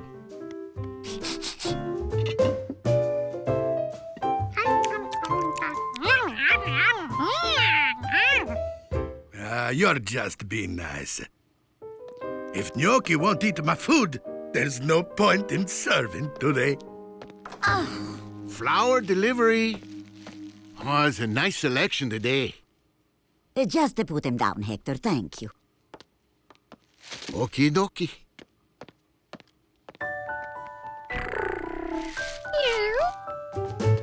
No.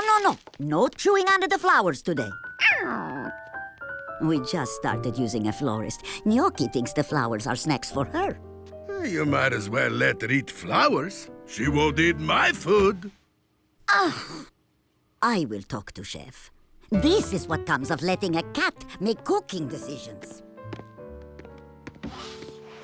George wondered why Gnocchi wouldn't eat the chef's cooking when it was clearly delicious. Maybe tomorrow would be better. Or maybe not.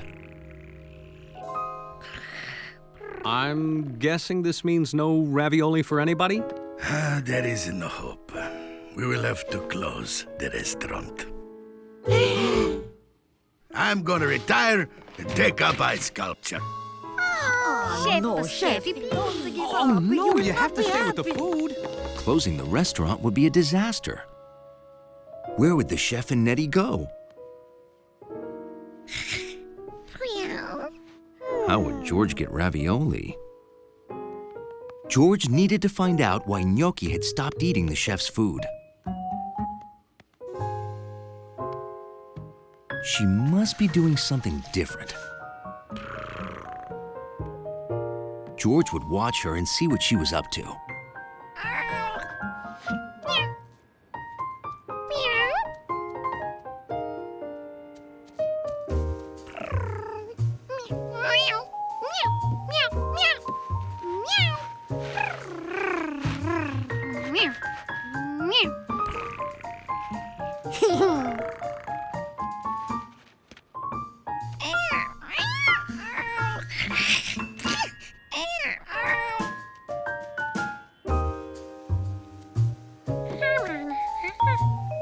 Maybe she wasn't hungry because she was eating somewhere else.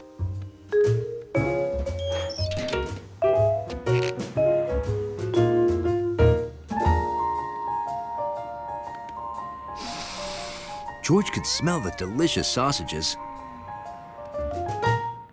but Gnocchi had no interest.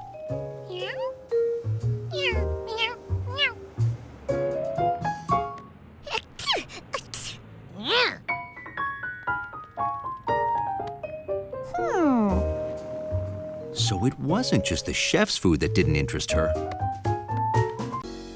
You're a monkey, George. You're just not used to kindergarten. George wanted to be a monkey who was good at kindergarten. What could he do? Now, castles weren't just for kings and queens. Butlers, maids, cooks, and carpenters lived in them too. Lots of people lived in castles.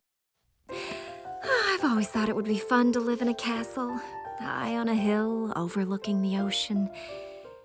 In fact, I would like each of you to draw a castle that you would like to live in. Yes, Allie? What if we would rather live in a submarine? Then you draw a submarine. Now I have to go talk to the janitor. I'll be right outside if you need me.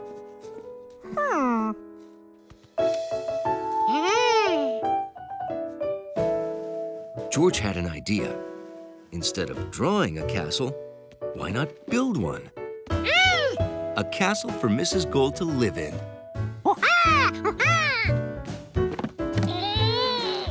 What you doing, George? What's he doing? George, Oh, you want to build a castle for Mrs. Gold? Yay! Let's go!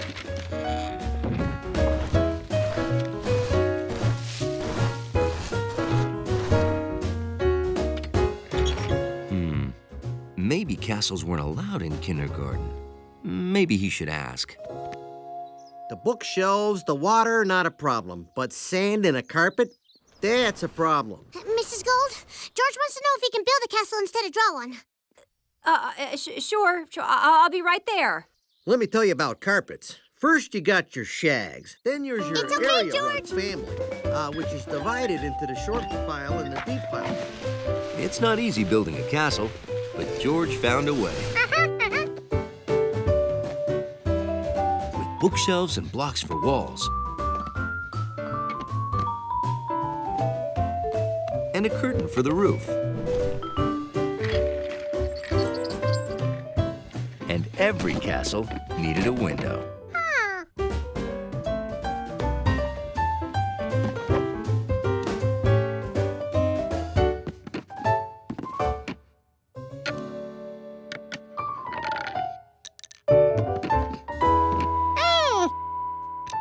George's school tool made a great construction level.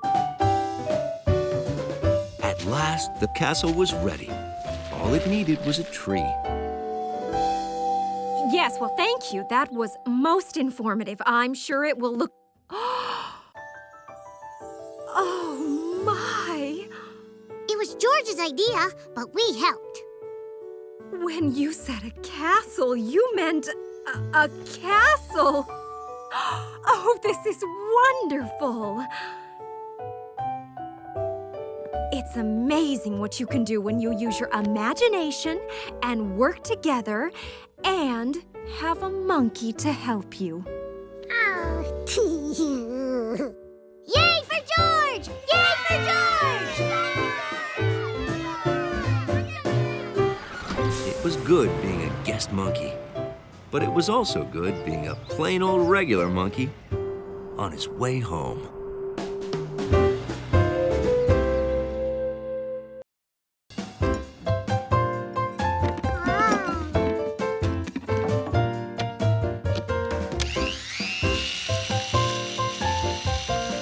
Some juicer you've got there. Second best invention in the world. The first is my tasty health drink.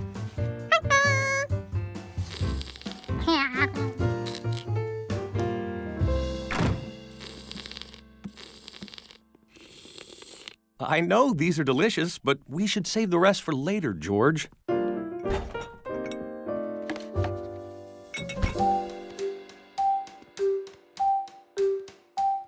Well, okay, I think that's later enough.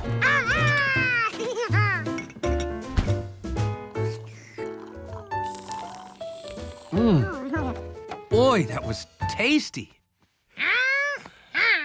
Are you thinking what I'm thinking?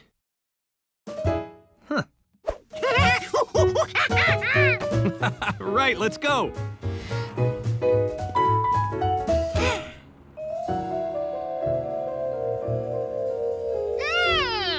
Where'd everybody go? Everybody packed up and left already. But don't worry, they'll be back next week. A whole week without juice? What was George going to do? You know, George, if we had our own juicer, we could make the drink ourselves. There's a kitchen supply store right around the corner. Let's go. Oh, boy. I have no idea how to use this. But when in doubt, read the instructions? I guess there are no instructions. Oh, don't worry. Between a smart man and a smart monkey, we should be able to figure it out. Hello? What? Yeah, I'll be right there. Sorry, George. Professor Weissman needs me at the museum. They're picking a new shade of yellow for the main hall. I'll be back as soon as I can.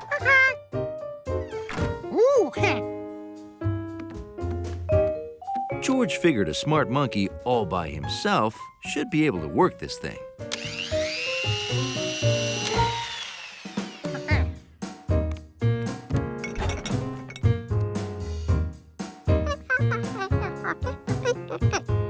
Now, what did Juicy J say he put in that drink? It's got 5 fruits and vegetables, plus a special secret ingredient. 5 fruits and vegetables, and all of them seem to be red. Apples are red, and peppers, and strawberries, and watermelons.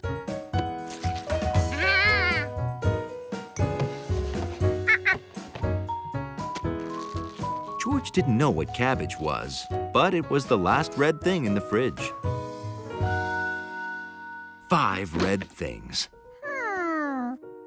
Now all George needed was a special ingredient.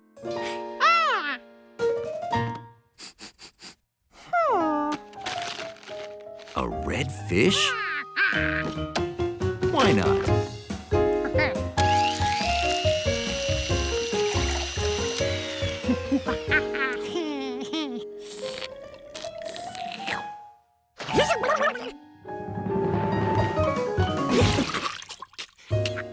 Okay, so maybe raw fish is not a special juice ingredient. I think there's a picture in this book. Here you go. See that blob? That's a germ. Some germs are good for you, but bad germs can make you sick. Well, that's your body. Your nose, mouth, stomach. Those are your lungs. When you sneeze or cough, that's your lungs squeezing together and trying to force out the bad germs. Enough biology. Time for you to rest. George didn't want to rest. He wanted to get rid of his bad germ. If only he knew how.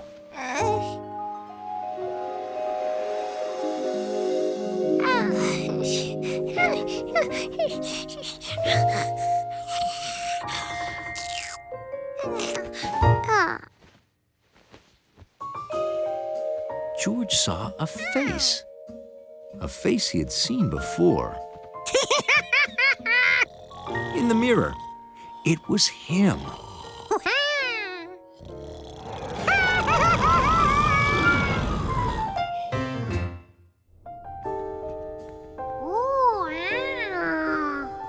George's mouth was amazing.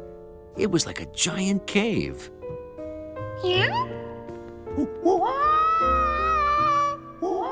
A cave with an echo.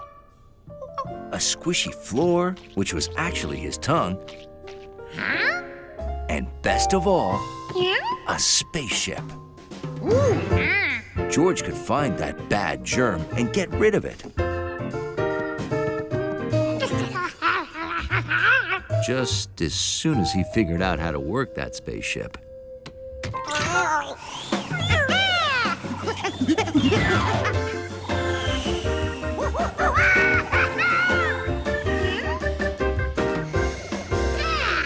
George was amazed. He didn't know Gnocchi could drive.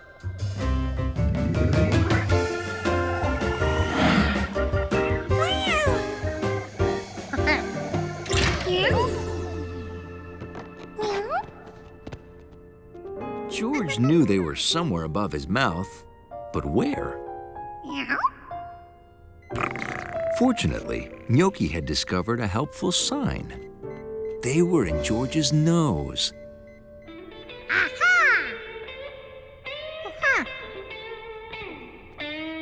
And they weren't alone. You better look out, because Toots is in town. I'm in your nose. Achoo, he's in your nose. I'm in your nose. Oh, yeah, he's in your nose. I'll make you sniff it, I'll make you sneeze. You won't be smelling that smelly cheese down to your belly. Down, Mosey on down to your belly. Look out, he's in your belly. So don't eat a thing, that's my suggestion, because I'll be giving you indigestion. Sing it, John, then. Go, Toots, go. Oh, I like the sound of that. Do it again. Go, Toots, yeah. I love this place. Little head to your lungs. Hey, Toots, where you going? To the lungs. Oh, yeah, he's in your lungs. Well, I'll be making you wheeze and cough. You better take the whole week off. And if you're wondering who to blame, don't forget, Toots the name. 'cause we'll be making you sweat and squirm, 'cause that's our time.